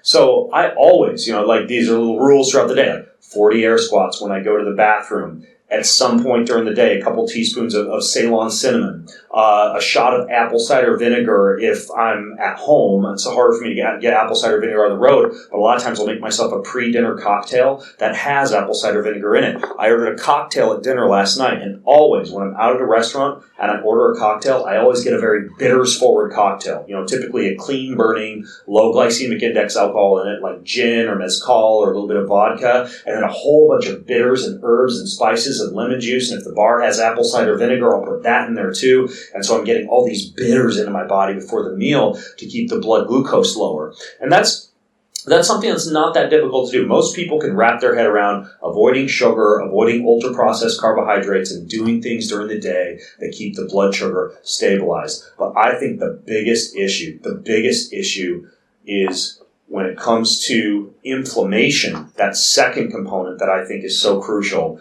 It's rancid, processed, oxidized vegetable oils that are pretty much a staple in nearly everything from processed and packaged foods that you would get from a gas station to the healthy food section of the airport news station to the finest of restaurants. So what I mean by that is if we are traveling in the airport and we go to buy, let's say you go to the healthy section at the Hudson newsstand, you want to buy sugar snap peas. You turn them over, you look at the label, and it says sugar snap peas, and typically 2 other ingredients are sugar or cane sugar and some form of vegetable oil, sunflower oil, safflower oil, canola oil, etc. It is a huge problem in our culture these days. When we had dinner last night, we called the chef out, and I said, I only want clarified butter or ghee or olive oil. I do not want anything off the menu that's been cooked in vegetable oil. And you have to do that these days because even in Napa Valley, California, 5-star restaurants, they cut their olive oil, their nice, fine, extra virgin olive oil, half and half with canola oil. And the reason this is so important, and I think more important than the sugar component, is because let's say you were to come up to me and you were to say, Ben, I've got this nice stick of cotton candy or this entire bowl of white sugar, and you can choose between having this or this basket of French fries. I would choose the sugar 10 times out of 10. And the reason for that is because at least I can burn it off. I go take a walk, go hit the gym, at least get it in and out of my bloodstream pretty quickly. That vegetable oil is what's going to be used to make my cells and my cell membranes for the next 90 days, right? It becomes part of your body, and it vastly inhibits almost every metabolic function that a human being creates. And so if there's anything that you can do from a dietary standpoint for overall longevity and health, it would be to ruthlessly eliminate vegetable oils. And it has kind of turned me into an annoying person at restaurants, I will admit. But it is that important to my health, my wife's health, my children's health, and there's a reason I'm telling you guys this, is vegetable oils are the biggest problem, and it's the biggest culprit even in healthy people's diet that I would just ruthlessly eliminate. Thank you, Kris. Oh, yeah. Totally agree with that. And, it's crazy to think that you will actually go to a nice high-end restaurant or hotel and to think that they'll actually use these vegetable oils and these seed oils, but they do.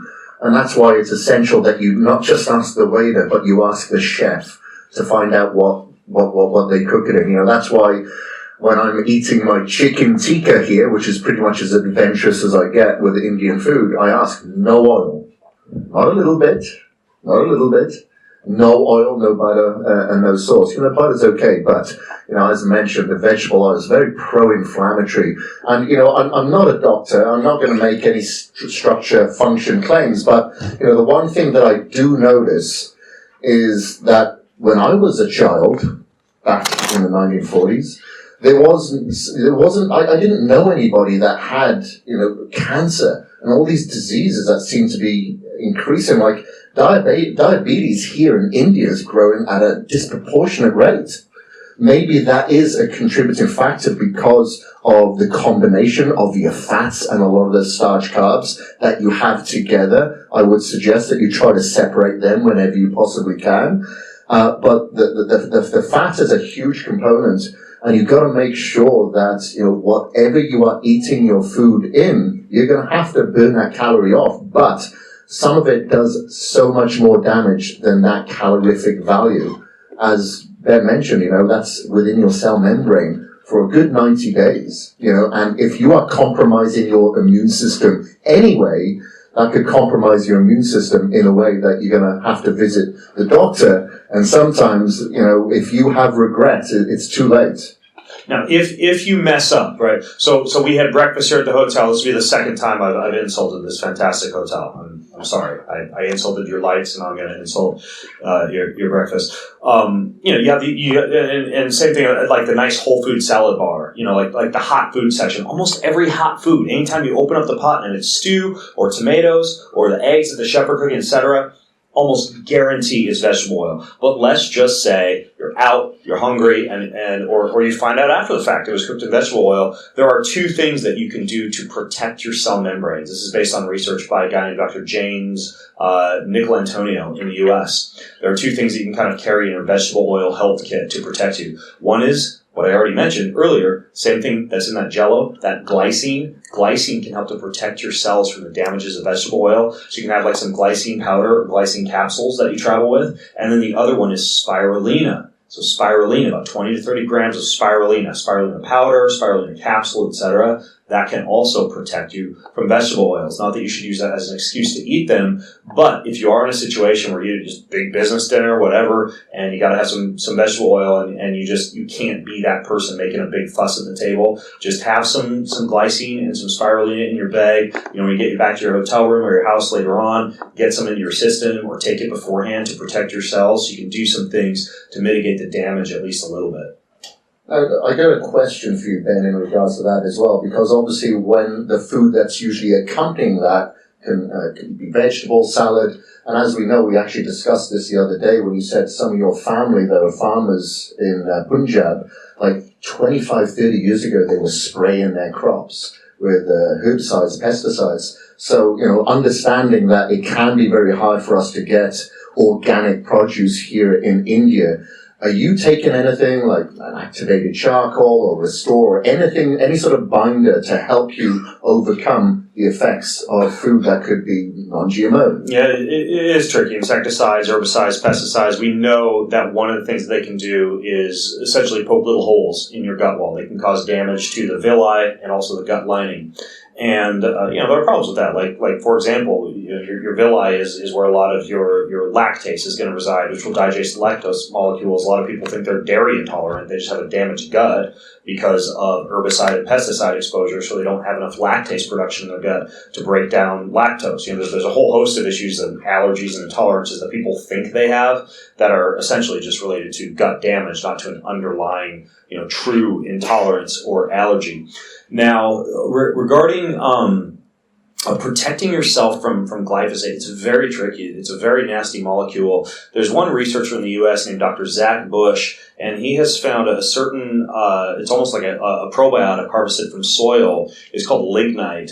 That's something, that's one of the few supplements I have my kids take every day. They take a shot of lignite every day just because I know how prevalent herbicides and pesticides are, and some of them can even contaminate organic produce. So that's under the name Restore, is it? The supplement used to be called Restore. They changed their name recently, and it's called Ion Biome. But I suspect, and this is not based on research, but I suspect that because that's a soil-based bacteria, that if you have a healthy microbiome and you're eating a wide variety of fermented foods, possibly even taking a probiotic, even though I think taking a wide variety of fermented foods is even more important, and I'll tell you why if I remember to after this or you remind me. But I think that could be protective against some of the ravages of glyphosate just because we know that can help to restore the lining of a leaky gut. The reason I say that about fermented foods versus probiotics, and I've recently begun to change my stance on this, because it just makes sense to me, even though I haven't seen a lot of research behind it. When you take a probiotic capsule, think of your gut, because this is basically what it is it's just a giant garden hose, right? A giant garden hose that travels through your body that's essentially open to the environment. And if you take a probiotic, you're essentially like sprinkling little parts of your gut with that probiotic, wherever it might happen to hit as it's traveling through the gut, if you happen to be even taking a probiotic that will survive the acidic nature of the stomach. And there's very few that do. There's one in the U.S. called Seed, and they wrap their probiotic in algae that helps it to actually make its way into the small intestine. They even found it can make its way into the colon. But yet you're essentially like fairy dusting, like sprinkling little bits of bacteria in the intestine. But when you think about eating like a big batch of kefir or kimchi or yogurt or sauerkraut or any of the wonderful fermented vegetables that you have here in India, you've got this big fiber bolus chock full of bacteria that's slowly making its way through the gut and just painting the entire inside of that hose. And so for me, I suspect, and again, I haven't seen any research on this yet, but I suspect that if you look at the microbiome of someone who's eating a wide variety of fermented foods, it's going to be more diverse, and it's probably going to be a healthier gut than someone who's just eating probiotics. And that's actually one of the things that concerns me about this recent carnivore diet craze, is they talk about how fiber may not be necessary, but I have yet to see the microbiome of someone who's eating an all meat diet versus someone who has a wide variety of plants and fermented foods and herbs and spices in their diet. And one of the things they say in the carnivore diet is you eliminate those foods because the plants have these natural built-in protective mechanisms in them. But the fact is, you can deactivate a lot of those through fermentation. Like if you have a one of the sourdough forms of like a flatbread, automatically by it being fermented in a sourdough medium, you've got lower gluten content and you have lower phytic acid content. So you've pre-digested a lot of that bread already. If you have a hummus and that chickpea has been soaked, and preferably after being soaked and rinsed, pressure cooked, you deactivate a lot of the lectins that could be in that hummus. And that form of a hummus would be healthier for you than one that's simply made from chickpeas that have just been taken out of the bag and cooked, right? So a lot of this comes down to the plant preparation methods. And I don't think a high intake of plants is going to be very harmful for your gut or for your body if you're soaking and fermenting and sprouting and preparing them the way that our ancestors would. So that's something important to think about when you're consuming food, is this slow preparation versus fast preparation method. You'll love it when we go to Mumbai then, because there's a restaurant right next to the hotel that does a very slow fermented bread. Oh, amazing. It's pretty cool. I'm just going to add one thing before I give this mic back to you, Jag. But I know that now over the past few years, kombucha has become readily available here, and people are just drinking gallons of kombucha thinking this is all the fermented food that I need, and just drink loads of this. Now, I got this from Ben, where for over a year, he was wearing a 24-hour blood glucose monitor. I thought, so interesting. It's fascinating. So I thought, I'm going to do that and quantify over a period of time. You may have seen me training with a patch on my arm, and to see that blood sugar response. And I was absolutely shocked and very disappointed, because I really love my kombucha as well, how high that raised my blood sugar levels. Now, I think that was a combination of the sheer amount of sugar in there and the carbonation as well. So be very wary of other fermented things such as your kombucha. Yeah, it's a good point. And again, last thing I'll say before you kick in here, because I know we're going for a long period of time. I talked about glycemic variability, and I also wore a continuous blood glucose monitor for about a year just to see how certain things affected my blood glucose levels. I found out a lot of things, but the most interesting fact that I'll share with you, the number one thing that I did that would reduce my blood glucose the entire day, all the way up to dinner, reduce that glycemic variability the entire day. You know what it was? Best thing you can do for your blood glucose control the rest of the day? Movement. Movement helps. Something different. It was surprising to me. The melon. 5 minutes of cold in the morning. Cold shower, cold soak, cold dunk, in a river or lake or ocean, anything that gets you cold. And if you don't want to get cold, I was actually just with one of my clients in Bangalore and opened his freezer, and he has all these cold packs in his freezer because, per my instructions, because he works at an office job and can't go jump in a lake during the day. He owns a cool fat burner, which is like a vest that you put on, and you just take these ice packs and you put them into the vest. And it keeps your body cold for 30 or 40 minutes while you're, starting your emails for the day or whatever. So that's kind of a hack if you're not able to get in the water. But yeah, cold at the beginning of the day stabilizes your blood glucose all day long. And furthermore, if you just eat a big cheat meal, and you're just like, oh crap, not only do I have to get sleep tonight, but I know my blood glucose is going to be through the roof. Just go take a cold shower. It's fantastic at reducing your blood glucose. Yeah, unfortunately, the showers aren't here as cold as they are in Spokane. You have to make with what you got. Now, are your supplements available, Kion supplements here, available to people here in India? No, we pretty much are fulfilling domestically. Most people who use them overseas either are just getting a whole bunch when they travel to the U.S. and checking their bags and bring back a whole bunch with them, or just paying shipping and doing a bulk order. Okay. I wish they were, but not right now. All right. Well, this is going to be a shameless plug, because both of our supplements actually have ingredients in it that help with the blood sugar regulation. With one of your products, what was the name of it? That has a bit of melon extract and. Yeah, our most popular fat loss supplement, which is ironic because it's not actually burning fat. It's technically a blood sugar control supplement, right? Because sugar, assuming that your liver's already full of calories, automatically all the sugar gets turned to is fatty acids and it gets stored on the waistline. So what this supplement does is it lowers your blood glucose response and causes more of that sugar to get sucked up by the liver and sucked up by the muscle. And it's called Keon Lean. And it's essentially just like a bitter melon extract with a few different minerals that lower your blood glucose after a meal. And that's our very popular blood sugar control supplement. Yeah, and I've actually used that as well in combination with the one that I have, and it's called Clean Burn, and it has an ingredient that's from here, incidentally, Geneva sylvestre in there, and so those are a couple of good blood sugar regulators that you can consider. Thank you. So there are a lot of trends in fitness for people who are looking to try and get better results. Does anyone here intermittent fast? Fantastic. Are you guys seeing results? Yeah. Great. Fantastic. So we get a lot of questions regarding intermittent fasting, and I do see during my journey in India especially, people who find it difficult to stay on track. There are many accountability tools that you can use to try and keep yourself motivated. And there is a lot of confusion on what breaks a fast. But before we get to that, I want to ask you, what does fasting actually do to you and how beneficial is it? Well, I mean, I feel like we talked about fasting a little bit already in terms of the fact that it enhances what's called cellular autophagy. Like when you aren't putting a bunch of calories into your body, your cells go into cleanup mode. And we know that this cellular autophagy now has been linked to increased longevity. So it has a direct anti-aging effect by allowing your body to detoxify and to clean up cells more readily. It's pretty much that simple. I mean, there are other benefits. Like, obviously, if you're not eating, your glycemic variability is going to be lower because you're getting fewer blood sugar fluctuations during the day.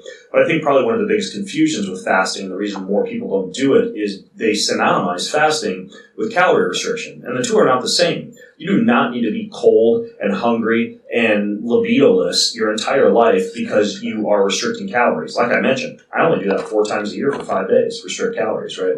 But on all the other days, I eat 3,000 to 4,000 calories a day. But again, I've got the 12 to 16 hour intermittent fast. All those calories are compressed into just 3 meals, right? So there's a long period of time between meals during which the blood glucose can restabilize. And from a biological standpoint, that's all that's happening. Now, of course, we know, hearkening back to what I was saying way back at the beginning of this panel, that in all these blue zones and in many other longevity hotspots, fasting is a spiritual discipline, right? Like we hear about the benefits of a Mediterranean diet and how we should all be eating oodles of olive oil and fish and cheese, but what they don't tell you is that there are periods of pretty significant protein restriction. There's periods of significant religious fasting, religious observation of fasting. There's fasting just like woven into this diet, which I think lends a great deal to its health effects. And in addition, fasting is a way of training your spirit, right? It's not just training self-control, but in many cases it can be used as a way to optimize things like meditation or yoga or prayer. We know that in the Christian church, when they would go to prayer, when something needed to be brought before God, a lot of times it was combined with restricting calories, with fasting, with going to an uncomfortable place so that you could more readily focus on speaking with God. And I think that there's something to be said for these spiritual benefits of fasting as well. You know, it's just a way of kind of like, to pardon the expression, sorry if I offend anyone, it kind of makes you learn how to shut up your inner bitch and learn how to deal with hunger and focus your mind. So there's some definite mental and spiritual benefits as well. Yeah, so with the fasting, like I got into that, it was funny. Up until 2 years ago, I hadn't missed a meal for 18 years. After the first year, I was pumped because, you know, there wasn't much traveling going on at that time. I was living in Australia. But then a year after that, and a year after that, I put so much pressure on my shoulders. I thought, I cannot miss a meal. And I patted myself on the back for not missing a meal for 18 years. But then several years ago, or a couple of years ago, actually I went for a colonoscopy. And I had to fast for it. So I thought, oh, there it is, and I've missed my meal. So that's when I thought, well, this is the tipping point that I need to start experimenting with controlled time-related eating, intermittent fasting. And the way that I actually do it is very different to some others. I do what I call like a controlled fasting method, because my goal is a little bit different. Of course, I want to increase autophagy, but the way that I'm training right now, I think I fasted pretty much every day for 8 or 10 months last year, wasn't it, Jag? But now I'm not fasting as much. I only fast like once or twice a week. However, what I was doing and what I'm doing now is what I call a controlled intermittent fast. So I'm actually supplementing with essential amino acids during that time and fermented glutamine during that time. It really helps with, I find, my gut permeability, but I'm trying to ward off catabolism. I'm trying to stay in a somewhat anabolic state whilst I'm doing this, because I am still training hard. I am still trying to want to gain muscle, probably for the next maybe 8 or 10 weeks. I'll follow this particular mass building, if you will, cycle. So I do what's called a controlled intermittent fast. And I never used to have my clients that want to compete in bodybuilding or want to put on muscle to actually fast, but now I do. And I find that the responses that I get from those clients is much better. They're actually cleaning house, they're taking the stress away from their digestive system. And let's face it, if you're eating 5 or 6 meals a day, that's a lot of stress. A lot of stress. So I find that that's really helped with their gut permeability. It's helped them feel overall better. And up until I started doing this fasting myself, I honestly thought that I was going to go the way of my father, where, he's not like fat by any means, but he's got that typical beer belly without drinking beer, you know what I mean? And I was starting to feel bloated. And I started hitting abs, thinking I need to work my transverse abdominis. Maybe I've got a weaker transverse. But as soon as I started fasting, I found that my gut felt that much better. I was cleaning house, so that's one of the things that I do. And I know I wanted to just extend what Jag was mentioning earlier on, how do we stay on track? How do we stay committed and disciplined with the persistence in order to apply all of these methods? Well, funny you should say that. I do a lot of things that I don't always want to do. If we were to do what we always want to do, then chances are we're never going to be in shape, we're never going to have our health. So that's why one of the reasons, not just for the benefit of health, that I'll have a cold shower every morning, and I get my clients to have a cold shower every morning. That's a form of discipline. Not hitting that snooze button and getting up earlier in the morning is another form of discipline. If I can get up at 4 a.m., then surely you can get up at 7 a.m., That's a form of discipline. And not just throughout the week, but on the weekends. Having that consistency within your life definitely helps. And fasting is just one of those forms that you can practice, even if you don't want it for the autophagy reasons or cleaning house, for discipline. And don't think that you're going to wither away by doing it. It's not going to happen. I don't know where Ryan is now, but he was sat there a second ago. There he is, my man. He eats 1 meal a day. 1 meal a day. And he's in phenomenal shape, carries a lot of muscle, and trains exceptionally hard. But he does it smart. And, it's something that definitely should be applied as that form of discipline that has a transverse effect in other areas of your life. Ben, what is autophagy, for the benefit of those who don't know? It's basically the cleanup of metabolic waste products from within the cell. Sometimes it means that a cell is actually turning over and dying, like there's this natural process via which your cells actually need to die. You got to get rid of old cells. That's one aspect of autophagy. Another aspect is simply removing metabolic waste product and repairing things like the cell wall. So, you think about it, it's kind of related to what Kris was explaining. Think about it as though you are exercising, right? You're exercising all day long. At some point, you break away and you recover and you repair and you sleep, and the recovery and the repair and the sleep. That would be the time during which your body is recovering from all that breakdown that you've been doing. And essentially that's almost like the lifestyle corollary to cellular autophagy. And it's something I'm guilty of having inhibited in people for a long period of time, because I was that personal trainer who would show up at the office with my yogurt, my apple, my protein bar, my chicken, my rice, my broccoli, my second protein bar, and just snack and graze all day long, because I was convinced that that was what was necessary to not only keep the metabolism elevated, but also to allow the body to maximize protein synthesis and muscle gain after a workout. But we now know that there aren't many metabolic benefits from eating more than 3 meals a day. Many people are doing just fine, with the OMAD, with the 1 meal a day protocol. And there's also some interesting research that shows that even after a hard weight training session, if you wait for a couple hours to eat, you actually get a big bump up in growth hormone and testosterone. So really the only people to whom I recommend a significant post-workout feeding are for people who want to really maximize muscle gain, like a bodybuilder who's trying to put on a lot of muscle, or a football player who's trying to gain 20 pounds for the season, or someone who's doing a 2-a-day workout, right? If you're working out within 8 hours of your first workout, then you should eat after your first workout so that you're adequately replenishing some of the nutrients and some of the amino acids that you need for the second workout. But aside from cases like that, there's no need to just be, face stuffing all day long. Thank you. I'd just like to say there are quite a lot of people who message us on a regular basis and ask for accountability tools on how they can stay on track. Does anyone time their fast, like with an app or anything here? Fantastic. Great. Well, I just wanted to add that I use an app. There are a lot of people here who want to kind of keep a record of their fast, because it feels good. If you keep a streak of 7, 10, 15 fasts, it does feel good. So I continuously use an app to try and measure the hours that I do. I try and do a 16-hour fast myself, and fortunately, with the days that we're busy, I'm able to kind of track and do longer, almost 18 hours today. So accountability tools, there's a lot of online tools that are available, like apps. So can I be morbid for a second?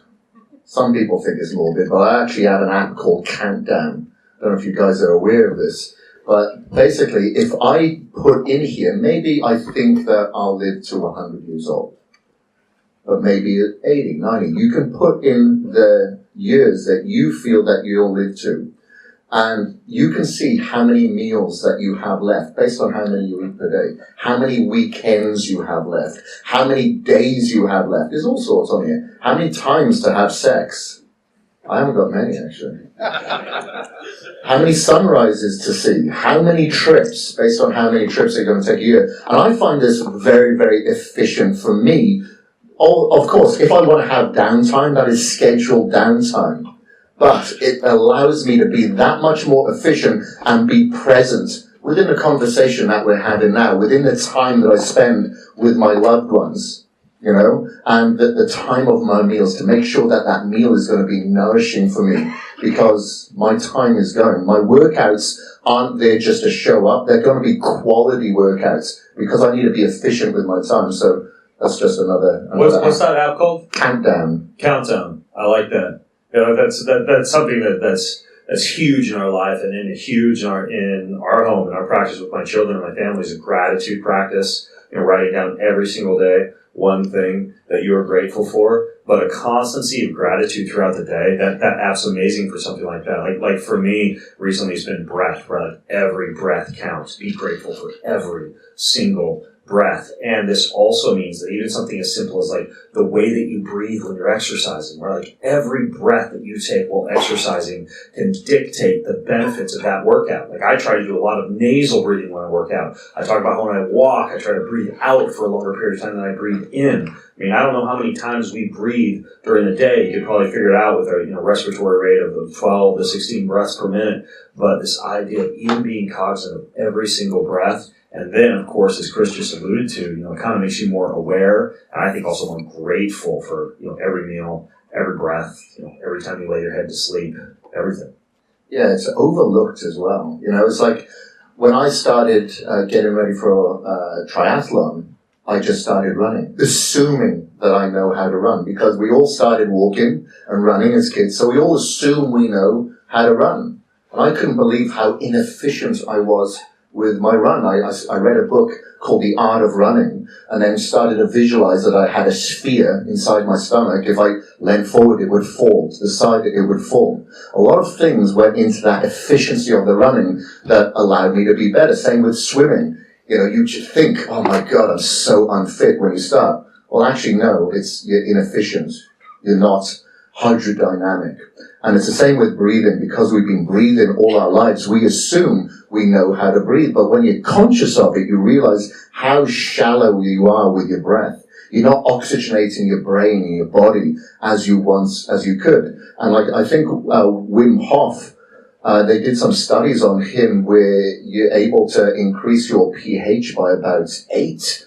So, so you'd see a lot of powerlifters and strength lifters hyperventilating before a workout. And I think he actually encourages people to do that before the ice as well, because then you can acclimatize yourself to the pain that you're about to encounter throughout that set that much more. So there's so much that you can benefit for breath within itself. You just have to be conscious of it and practice of it. And nasal breathing, I think a lot of people in India actually practice that, correct? I've seen a lot of people do it in parks and in the gyms and stuff. So that's great that you guys are doing it, you know. Spread the word. Yeah. You guys know why that is, why nasal breathing is so beneficial? In addition to the CO2 tolerance I talked about, you're filtering the air, you're better oxygenating the air, you're heating the air when you breathe in through your nose, but you also breathe through your diaphragm when you breathe through your nose. And when you breathe through your mouth, you tend to breathe through your chest. Your chest has pressure receptors in it called baroreceptors, and those baroreceptors directly activate a release of cortisol. So by doing something as simple as breathing through your nose, you're naturally activating your parasympathetic nervous system. And you can train yourself to get to the point where you can do this during a pretty hard exercise session, this deep nasal breathing. And it actually really enhances your oxygen uptake and the filtering of the air, and also your ability to be able to stay calm under stressful conditions such as a hard exercise session. So there's a lot to be said for nasal breathing, and there's even a popularity, at least in the US. I don't know how many people are doing this here yet, but a lot of biohackers are doing things like mouth taping when they go to bed to force themselves to keep their mouth shut when they're asleep and engage in this nasal breathing. I did it for a little while, but I didn't enjoy it too much because my wife and I like to chat as we're falling asleep at night, say things to each other. So I eventually kind of forewent the mouth breathing strips, but I think they helped me kind of learn after using them for a little while how to breathe through my nose. Then you can kind of wean yourself off of them. But yeah, there's a lot of benefits to this nasal breathing concept. Thank you, Ben. So I know there will be quite a few questions, but just before we go to the questions, health optimization, where do you start? Or where it's going. All right, so we talked about a lot of stuff just now. And that's a question that I get a lot. Like, oh man, there's so many things I could do. Taping my mouth before I go to bed, and putting on these glasses, and using the app that shows me how many times I have left to have sex, and like, well, where do I start? And here's what I think. There's a wonderful book called The Body Electric by Robert Becker that kind of showcases how our entire body is essentially a battery, right? Like every cell operates on an electrochemical gradient, right? A negative charge inside the cell and a positive charge on the exterior part of the cell membrane. And if we can engage in specific things that optimize our electrochemical gradient, I think that's the very first step. That's the foundational principle. Assuming you've got a healthy diet in place and you're moving throughout the day, you need to pay attention to optimizing your body's electrochemical balance and keeping your human battery charged, okay? One example I can give to you of that is we talked about non-native EMF, Wi-Fi, cell phone signals, 5G, 4G. One of the things that happens when you are exposed to these type of non-native EMF signals is you get a sharp influx of calcium into the cell. Calcium as a positively charged ion can actually affect the electrochemical balance to make a cell that's supposed to be negatively charged on the inside go from what's called a millivolt potential, negative 60 millivolts, to negative 20 or negative 10 or even higher than 0. And this is why, especially when people are hanging out around a lot of non-native EMF after airline travel, if you've been at your office with a lot of Wi-Fi routers, one of the best things that you can do is to use magnesium as a supplement, because magnesium will directly offset that influx of calcium. That's just one example, but here's what I think the best foundational principles to start with are, if you're going to think of your human body as a battery.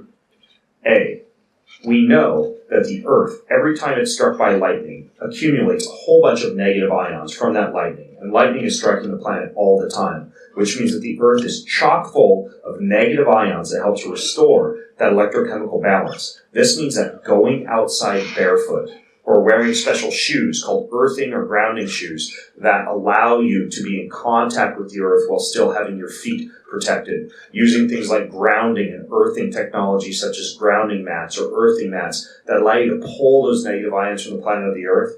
I think that's incredibly important, and I think everybody should at least be going outside barefoot at some point during the day to get in touch with our Mother Earth. Number 2 would be sunlight or photons of light.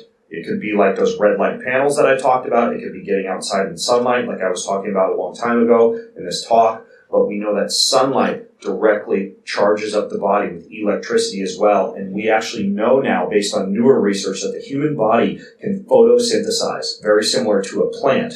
If you have dark compounds in your body, things like melanin, the sunlight interacts with those to actually allow you to produce ATP in the absence of calories. So, for example, if you're going to go for a walk in the sunshine or get exposed to light, you can use something like chlorella, or you can eat a salad with a whole bunch of different greens in it.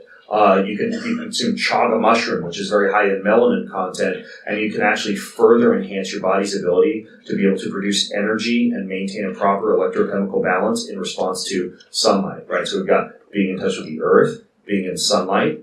Another couple of things that really help to enhance that electron flow are a regular heat practice, like a sauna practice, and a regular cold practice, like a cold shower, right? So I think everybody should be doing some kind of a deep sweat at least once a week, preferably a few times a week. Everybody should be doing something like a cold shower every day, right? So we have the earth, or earthing and grounding. We have the sunlight. We have heat. We have cold. And then finally, the things that actually carry electrolytes and minerals and charges through the body are water and salt. Right, so consuming really good, clean, pure water with a high amount of minerals in it, or putting little pinches of sea salt into that water, salting your food with a really good mineral-rich salt. This gives your body a lot of the charged particles that it needs to maintain a normal electrochemical balance. So if you're already moving well and you're eating well, the best things you can do are grounding and earthing, sunlight, heat, cold, water, and minerals. And I think that's the perfect place to start. That's going to cover 90% of your bases when it comes to optimizing your health.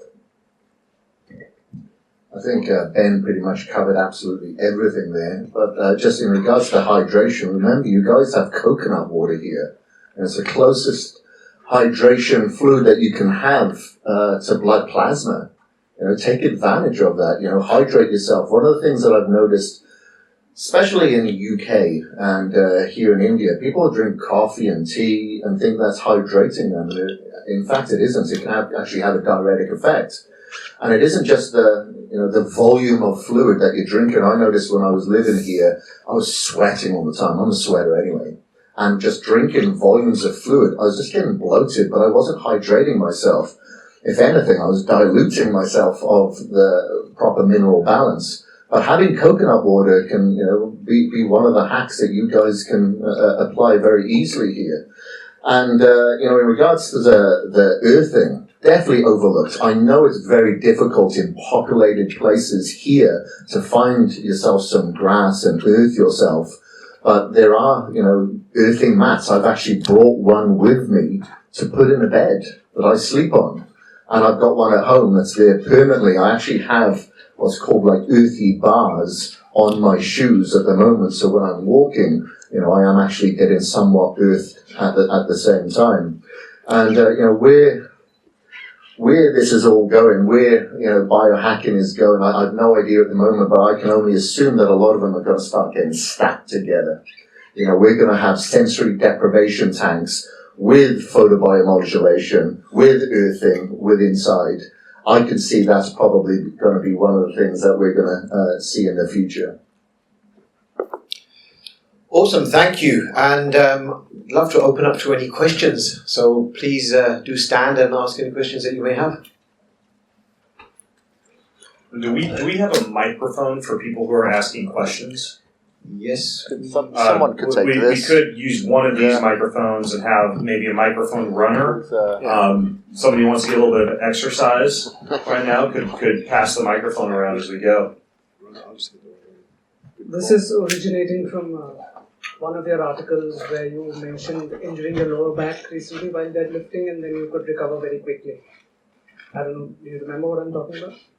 Okay, so from there, when I read that, I was led to some other article where I read about being able to brace your core in a way that even under load you could have some traction in the spine. I know this is a little more specific than what you were talking about, but are you familiar with any such method? Because I can't find any way to brace your core where you can still be under spinal traction under load. Yeah, I mean, core bracing when you're lifting, that's essentially a breath strategy, right? You're basically creating the equivalent of a weightlifting belt by contracting a lot of your inspiratory and expiratory muscles and core muscles by, when you're lifting a weight off the ground, starting here, expanding the ribs, stabilizing everything, and then lifting. And I think one of the best ways to learn how to properly expand the rib cage and to brace is a form of training called foundation training. It's made popular by a chiropractic doctor named Dr. Eric Goodman in the U.S. And that core foundation training is just a series of moves that you can do. It's fantastic for rehabilitating the low back, for decompressing the discs when people sit for long periods of time. I use core foundation moves as one of the little stretches that I'll sprinkle in throughout the day. But that teaches you how to breathe in such a way that braces your spine. And you can take that same breath work and carry it into the gym and use it when heavy lifting. So that's what I would recommend. Sure.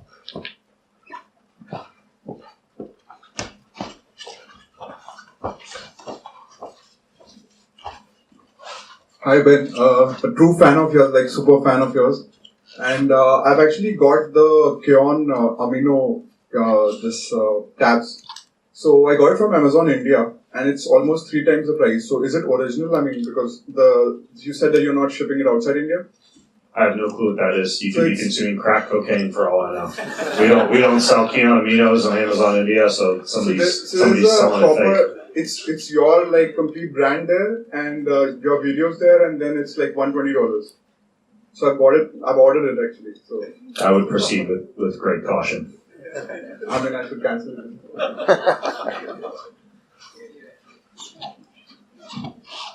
Hi Ben, congratulations for the Boundless book. I just got the Audible and I just started hearing it. So looking forward to that. My question was on endurance training, right? So I've read your book on Beyond Training and how you kind of go through the 2 approaches, polarized training versus HIIT training, right? So I've kind of started looking at HIIT training seriously for Ironman training and stuff like that. My question would be, for someone like me who's thalassemia minor, what would be your recommendation for training, and how does that impact longevity? If you have thalassemia minor, how do you train for endurance training? Yes. Above my pay grade. Sorry. I talked to a physician about that. Maybe there's one in this room who could help you out. But yeah, I mean, I would focus on some red blood cell optimization strategies. I mean, there's things you can do like sauna, for example. Post workout. Some of the things that enhance health of the red blood cells. We know from the doctrine of signatures in nature that a lot of those type of things might be dark red compounds like beets or like watermelon or pomegranate, etc. But ultimately, for a medical condition, I'm not a doc. I speak to a physician about it. Sure. Thanks. Thanks, guys. Could you talk a little bit more about the strategies around reversing blue light damage? Because you've talked a lot about prevention, but reversing that damage, that would be great. You mean like actual retinal damage from blue light? Skin damage, aging damage caused through blue light. Well, I mean, we know that that collagen and elastin fibers, those can respond pretty well to red light therapy, or like near infrared or red light. So that could be one strategy. We know that there are some peptides that can help with that as well, like BPC 157 or TB 500. We know that for the eyes, there's another Russian peptide called bisomycin that they've actually used to reverse blindness from retinal damage in rodent models. Those are a few things that come to mind. And we also know that there's a wide variety of compounds that almost act like edible sunscreen, but at the same time can protect and repair the skin. Probably the most potent of those would be astaxanthin. Astaxanthin is something you use as a supplement. I used to use it when I was racing Ironman Hawaii to help heal my skin after sunburn. I take about 40 grams of astaxanthin a day. So that, along with a wide variety, like a full spectrum of antioxidants, would probably be pretty helpful as well. So those are a few of the places that start. Thank you. I'd like to add, there is a company here in India called Ajanta Pharma, which makes a tablet called Macu Gold Plus, which has got astaxanthin, zeaxanthin, and lutein, all three combined. Oh, fantastic. They developed that for macular degeneration? Yes, it is. That's a good mix. What's the brand called? Macu Gold Plus, MACUGOLD Gold Plus. It's the only one in India. Only Amazing. one. Awesome, thank you. And I know it because my cousin brother heads that division. And I use it. Awesome.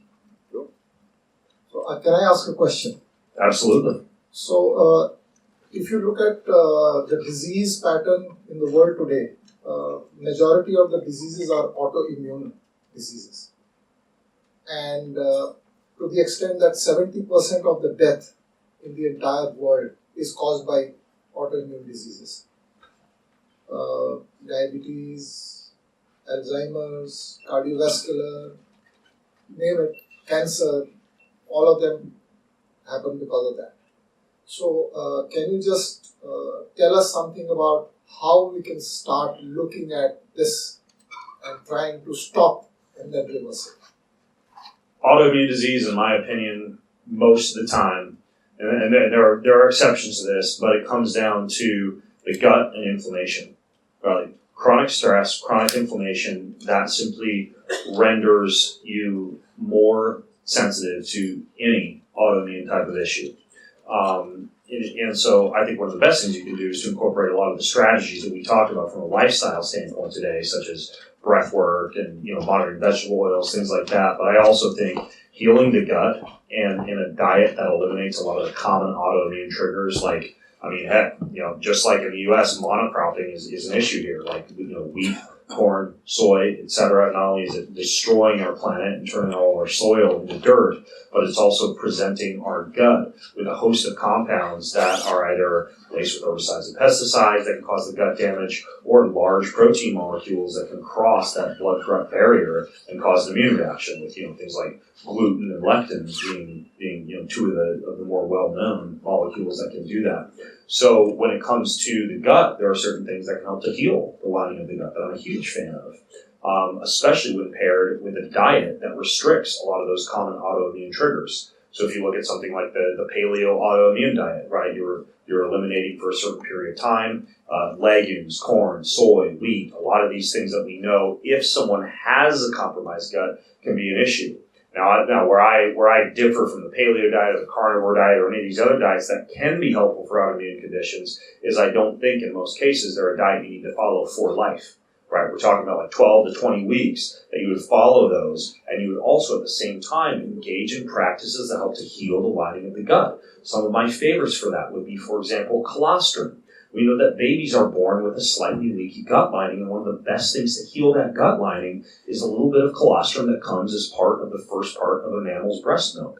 And you can also buy goat milk or cow milk colostrum that you can take as a supplement. Bone broth is another perfect example. The glycine and the amino acids, these are very nourishing to the gut. If you're vegan or plant-based, you can do something like a chia seed slurry, like a chia seed gel that can achieve a similar effect. There are supplements like L-glutamine that can also do a really good job at helping to heal the gut. That one that we talked about earlier, the Ion Biome product that we talked about when we were discussing herbicide and pesticide exposure, that's something else that can help to heal the gut. But I think the 1-2 combo of eliminating a lot of the triggers, healing the gut, and then decreasing chronic stress and decreasing chronic inflammation. When you put all that stuff together, I think that's what's going to make a big impact on autoimmune issues. And obviously, one of the reasons that autoimmune is such a big issue is so many people are walking around chronically stressed, inflamed, with compromised guts. And if we could fix that stuff, we would make a big dent in autoimmune issues. We talked on one point called anti-aging. So my question is in regards to inflammations. So we see many of the doctors like Dr. Michael Greger or Stephen Grundy and even Dr. Kate Shanahan saying that eliminating animal-based food from your diet is essentially help in reducing inflammations. So where do you stand on vegetarianism and veganism?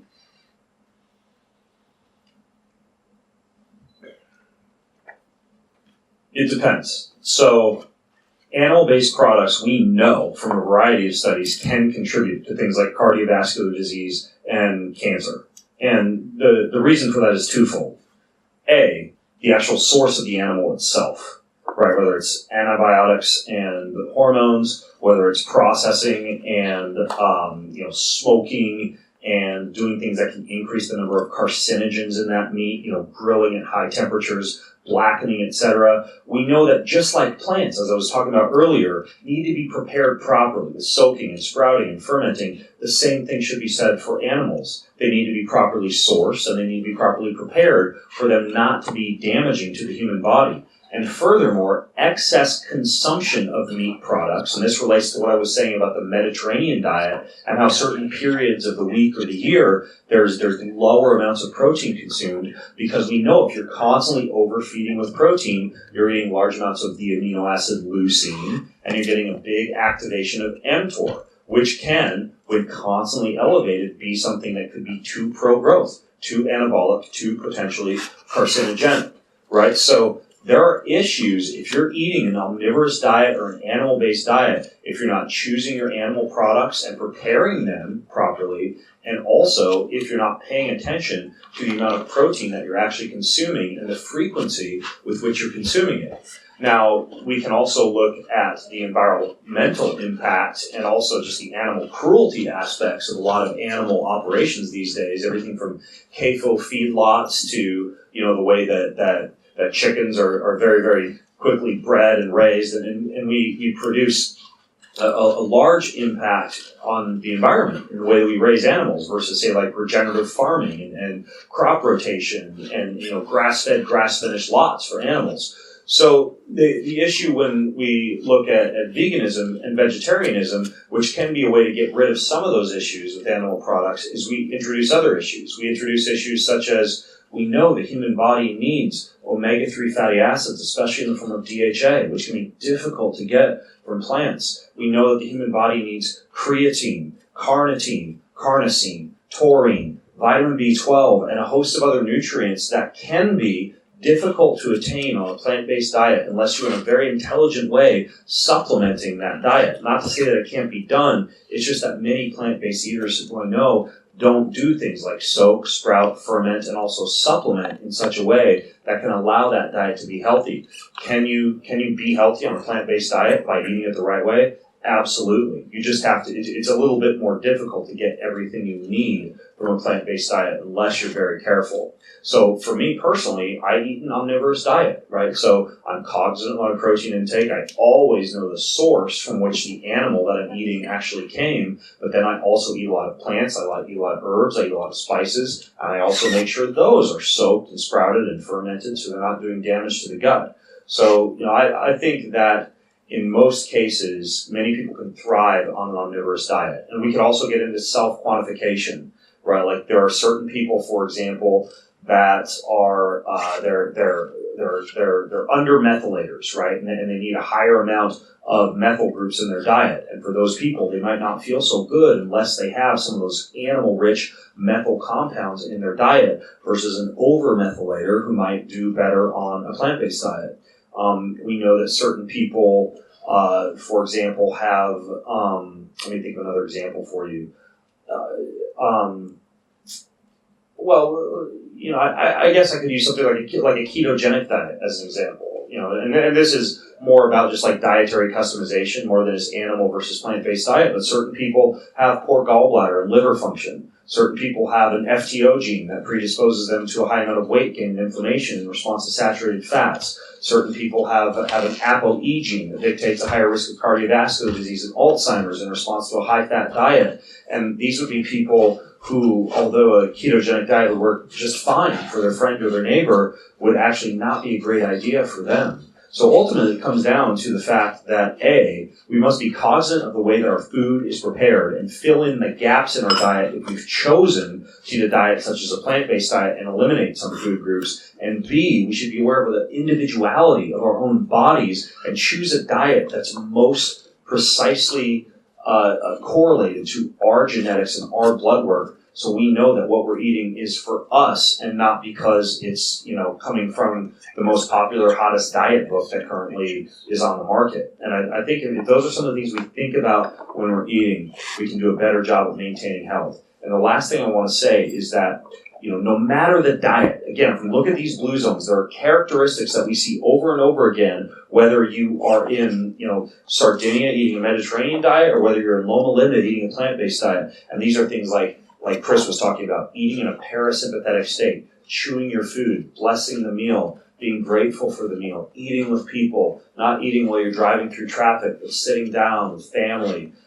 We know that there are elements of fasting and periods of time of protein restriction or calorie restriction in these diets. We know that many of them include a wide variety of plants and herbs and spices.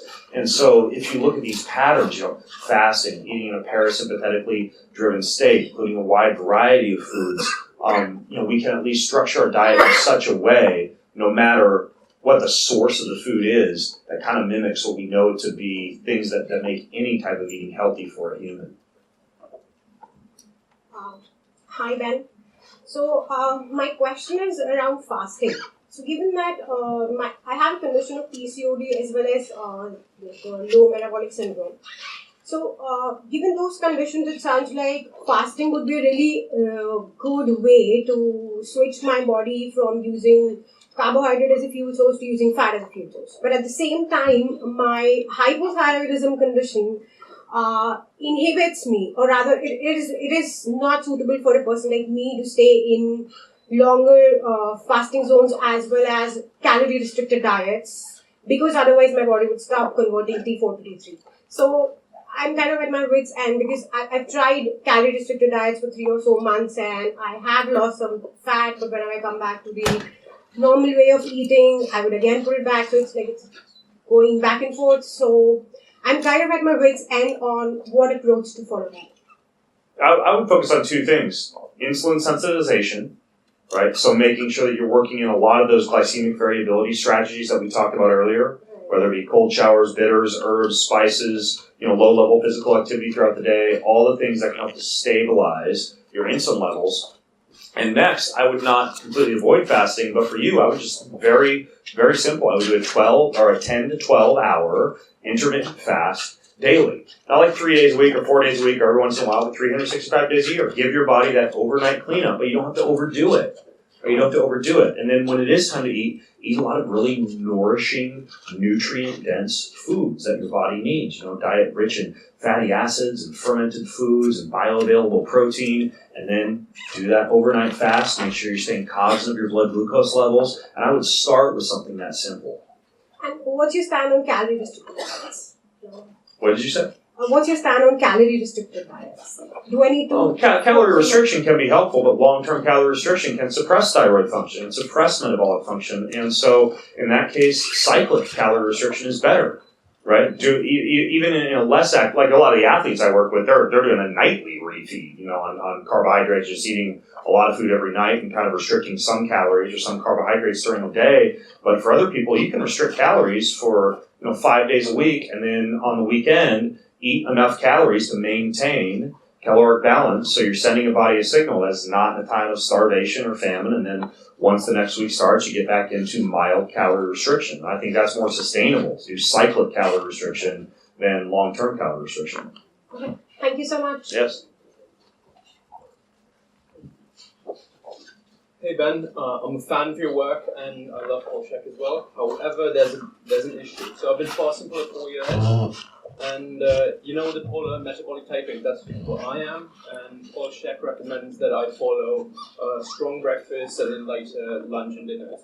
What do you say about that? And secondly, can I get a picture with you on this? Yeah, you can catch me for sure. We can do a picture. Yeah, so when it comes to this idea of like the big breakfast, and when I go to Paul Chek's house, it's amazing because his wife makes us like 8 different things for breakfast, and we eat for like an hour, and it's wonderful. But there's no reason you can't, as I did this morning at 10 a.m.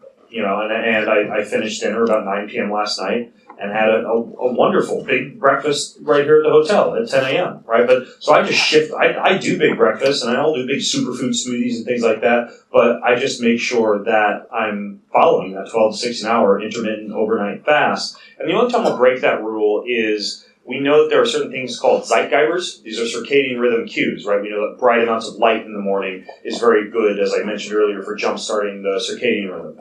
We know that a movement session in the morning is very good for jump-starting the circadian rhythm. And we know that a meal, as I mentioned earlier, regularly timed in whatever time zone of the world you happen to be traveling in is also very useful at jump-starting the circadian rhythm. So for the first few days when I get to where I'm going, I actually make sure I'm pretty good with breakfast. And I'll get pretty close to that 12-hour window and not push it too close to the 16-hour window in a case like that.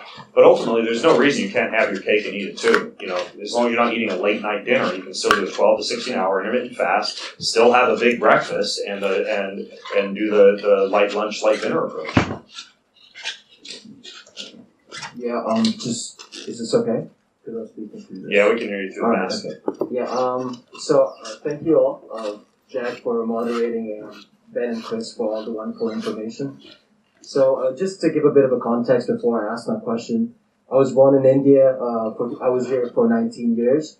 I've been outside of India where the AQI levels are much better, and so the pollution is not as bad. Whenever I come back to India, I feel like I fall sick. So I came back to India a few days ago, and right now I'm a little bit under the weather, not feeling too good. But because I do intermittent fast, I'm taking care of my body in other ways, box breathing, all these breathing techniques, trying to take as much adequate minerals, doing all those things. I feel like I'm really at my prime. I'm feeling really good when I'm outside India. But every time I come back, I the only thing I can attribute it my health declining at least temporarily is to perhaps the pollution levels here. So my question to you is, because you mentioned how you've been here for 3 days now, and you've only had 9 hours of sleep, and even I usually have a really good sleep hygiene. I try to do the most I can with all the different ways to get better sleep, more adequate sleep. Over here, whenever I come back to India, I feel like I need more sleep. There's just like a whole lot of things that happen. So I'm just wondering, because you've been here for the first time, only slept 9 hours, 3 hours a day. How do you do it? Of course, you are the best, one of the best at what you're doing, and it's just I'm doing a lot of things myself for years now, and so I'm just wondering, how do I improve on? Yeah, in the immunity chapter of my book, there's like 30 different things you can do to enhance your immune system.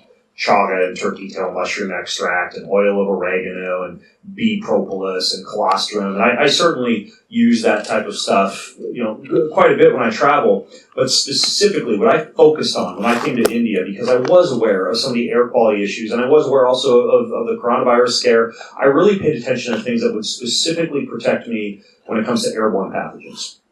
And so some of my biggies are I have bee propolis spray. And I spray that in my mouth a few times a day. I get it from a company called Beekeepers Naturals in the U.S. I do the same thing with oil of oregano. I kind of go back and forth between oil of oregano and bee propolis, and those are just two musts for me. When I'm on the plane, when I'm on the walking through the city, whatever. I'm always cognizant of using that kind of stuff before and after. But I think probably the biggest win for you, I would suspect that you, like me, probably have a low endogenous glutathione production status. And glutathione is one of the best antioxidants that can specifically help you if delivered to the sinuses, the nasal passages, the mouth, etc. It also protects you against mold, mycotoxins. It can break down biofilm, but it's also fantastic at combating a lot of these airborne pathogens. So what I do, I'll give you very specific advice, is I use this compound called glutastat. And what glutastat makes is they make an intranasal glutathione spray. I have both of these things up in my hotel room right now. I've been using them every day since I got here. Intranasal glutathione spray, like 2 to 3 sprays each nostril, then you just snort it for like 60 seconds. And then the other one that I use once a day, and this is typically while I'm scrolling through feeds on my phone reading things, is I have a portable nebulizer. So like a little mask that you put on. And the nebulizer is attached to a tiny little engine that I put some drops of that glutastat into, because I have both the nasal spray, then I also have the liquid, and I can breathe pure glutathione. And I'll take a big breath in through my mouth and out, then a big breath in through my nose and out, and it just cleans everything out. Does a wonderful job as like this breathable antioxidant. And I think that's one of the best things to do if you're in a heavily polluted area. So I use that quite a bit as well. So those are some of my tricks, and I would definitely just like grab the Kindle version of Boundless if you don't want to get it via shipment over here, and go through the entire immunity section, because I put every last immune trick that I have in there.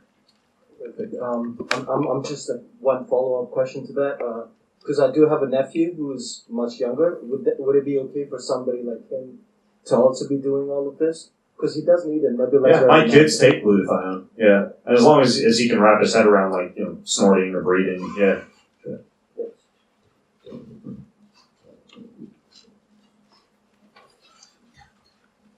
It's really nice meeting you, Ben. I follow your podcast and all your episodes on it, the Apple podcast. And I just wanted to ask you about that. I know that you had played tennis in college. And I do play tennis, and I want to achieve to a great level. And I wanted to ask regarding it and longevity, that I can't do ketosis and all of that because we use the glycogen stores in the muscles when we do play tennis, right? So how do I balance longevity and tennis along with the health protocol? Yeah, very, very simple. And I already dictated exactly how. That nightly carbohydrate refeed. Yeah. Right, so you're tapping into all the benefits of ketosis and fatty acids all day long. Yeah. Then you do your nightly carbohydrate refeed that amps up your muscle and your liver glycogen stores. And I work with CrossFitters, with power, speed, explosive athletes. And as long as you're getting kind of like that 100 to 200 grams-ish of carbohydrate in that nightly refeed, you've got enough to go around for the next day's event. Okay, so that's my strategy. Oh, if I have more than one workout per day, then I need more carbohydrate. Yeah. And then if you have more than one workout per day, in the post-workout meal that first day, consume a really good nutrient-dense carbohydrate like purple potato or sweet potato or yam or millet or something that's going to restore both nutrients and also carbohydrate levels. And that doesn't have to be a high glycemic index carbohydrate like a Gatorade or a juice or something like that. That's not necessary. What's that? What about fruits? They're okay. The problem is the muscle lacks one of the enzymes necessary for readily converting fructose into glycogen. And so I'm not as big a fan of fructose for a post-workout carbohydrate replacement as, like more of a dextrose or a glucose-based fuel. Okay, thank you, man. Thank you. Yeah. By the way, I would love to take a pee. So I'm wondering if someone could ask Kris a question while I take a pee. Is that allowed, boss? Yes. All right, I'll be right back. You guys harass Kris for a second. Hi, Kris. Where are we? Yeah. Recently, I read a book from Eric Edmeades called Human Diet. One of my key learnings from it was that grains is not actually meant to be consumed by humans, and same is the concept with dairy. So I was wondering, what's your take on this? Yeah, it's true, but again, much like what Ben said, it all depends if that is an adulterated form of grains or dairy. And unfortunately, the majority of the foods that we're exposed to today have been adulterated. If you look at a grain many years ago, it only had you'd have the stalk, and then you'd have the grain at the top. Now the grain goes all the way down the stem because they've adulterated it to make it more efficient, and obviously has a lot of those plant defense mechanisms and gluten within it that basically realms it pretty much undigestible. So I wouldn't have any of those particular grains. You need to go for a grain, or I would prefer to go for a grain that hasn't been adulterated. On top of that, if you are having any food with gluten, there is a product that I take. Yeah. I try to avoid gluten at all costs, by the way. But I do take a product called Gluten Guardian that helps with the breakdown. It does help with the digestion, but the majority of the time, the carbohydrates that I would suggest that you take would be more along the lines of like a tuber, like your potatoes, something like that, that is a little bit easier for your body to break down. And when it comes to dairy, I don't suggest dairy either. A lot of the dairy is adulterated. So, the only dairy that I have is basically in the form of like protein powder, like an isolate, because that has been removed of a lot of the lactose and the fats within that dairy. So I pretty much stay away from dairy. That's me, myself. Sure, thank you. No worries. Ben's back. You can harass him. I'm back. You can harass him again. I didn't even do my 40 air squats. I'll just do them right here. You can't multitask? Yeah, Oh. doing them. Hi. So here in India, most of the people are of the perception that women shouldn't be consuming too many supplements like creatine or glutamine. I don't know why is that. Could you throw some light on that? Well, as we know, there's a lot of controversy about supplements here, whether you're a male or a female. A lot of people think that supplements are steroids. You'll take a supplement, your hair's going to fall out, you're going to have acne, it's going to prevent you from growing. There's a lot of controversy here, and I find a lot of the time when I'm doing interviews with magazines or TV, they always put supplements and steroids within the same context, within the same question, when in fact it's very, very different. There's just, one of the major issues here is that, you're all a motivated, passionate bunch, but there just seems to be a lack of education, and a lot of these myths and misconceptions die hard. Now, there's a lot of similarities. There are obviously major differences, but there are a lot of similarities within the female and the male that doesn't prevent us from taking the same supplements. We pretty much have similar digestive systems, the same muscle insertions and attachments. So, we have some supplements that are directed and marketed specifically towards women and pink labels and all that sort of stuff. But there's a lot of similarities between them. So, taking a glutamine, for instance, a glutamine supplement or essential amino acid supplement is just as good for you as it is for a male. However, if you've got certain medical conditions that prevent you from taking it, then I'd suggest not. Okay, thank you. Yeah, you could do that. Okay, I think we got time for one more question. Yeah, thanks, Ben, for coming over to India. I've been following your work. It's really, you're doing a great service to human race. So my question is, when you say you do 16-hour intermittent fast, so it's pure water, nothing else, so what do you have in 16 hours? And how does it impact your cognitive abilities? If you have to do something very cognitive intensive work, then without glucose, is it a good idea? And the last question is, what are your writing hacks? If anything, it enhances cognitive abilities because the brain readily uses ketones as a fuel. Yes, your brain does need, I think it comes out to about a minimum of 40 grams of carbohydrates for a heavily cognitively demanding day. But you easily have that on board in your liver and your muscle. To answer the first part of your question, if it has calories in it, it breaks your fast. All right, so black tea, green tea, black coffee, anything like that is fine. Anything that has calories in it, though, I don't care if it's cream, sugar, butter, MCT oil, caprylic acid, you name it, breaks the fast. All right, so sometimes I'll put little chaga mushroom extract and some stevia in that black coffee. But again, has calories, breaks fast, period. No exceptions to that rule. And then writing hacks. Writing is like a muscle. write frequently, and I kind of cheat because I was like born really liking to read and write. So for me, it's just always kind of flowed. I've never had to hack it that much, but probably the biggest thing is just, as Cal Newport alludes to in his book Deep Work, I eliminate all distractions. There's no text notifications turned on. I slip away to a quiet place, and I'm in a state of extreme concentration, and I just write. I think probably the single best thing I did my entire life to be a good writer this was way back when I was in high school, but there's no reason that anyone couldn't do it at any point in their life. As a matter of fact, it was so useful to me that I'm having my children take this course this summer. It is called the Institute for Excellence in Writing. The Institute for Excellence in Writing. The guy that put it together is named Andrew Pudawa. I took it from Andrew directly because I was lucky enough that he lived in the same town as me. But since then, in the time I was in high school, he now has converted it into like streaming online courses, etc. So I would look into that course. It helped me tremendously. At least I think it did. That and my mom's damn red pen that she'd use on every single thing I'd write, that she still does to this day.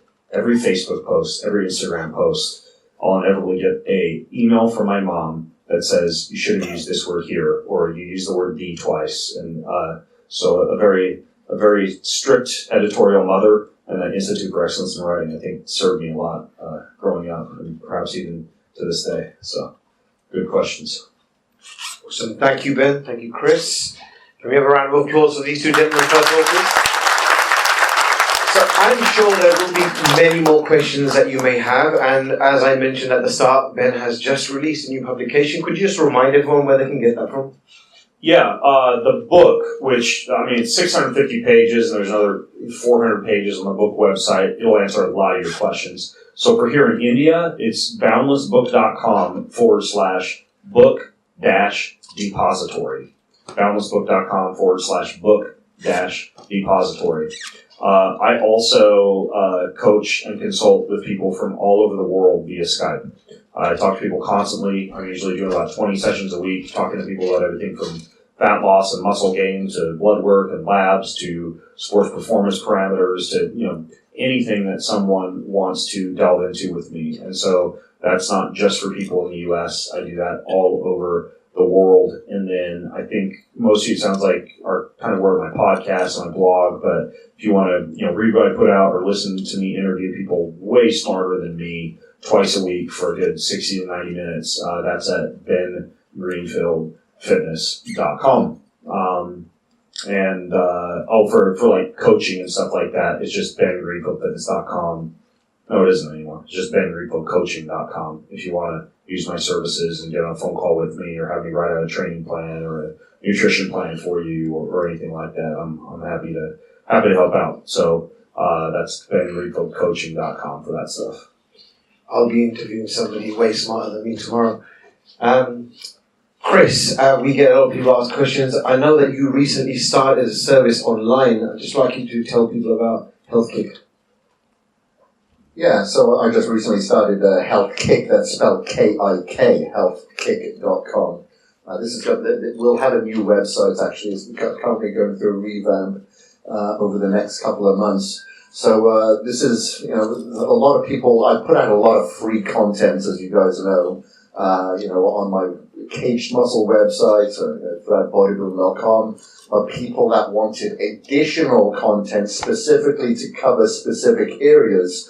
I'm pretty much piling my way through at the moment, so I've just now completed like 15, 16, 17 ebooks over the past 7 months to put on this platform. It's a subscription. There's a lot of free content. There's a subscription model there as well to various video series that I put up, push-pull video series, comeback video series, and coaching on there as well. So, that's it.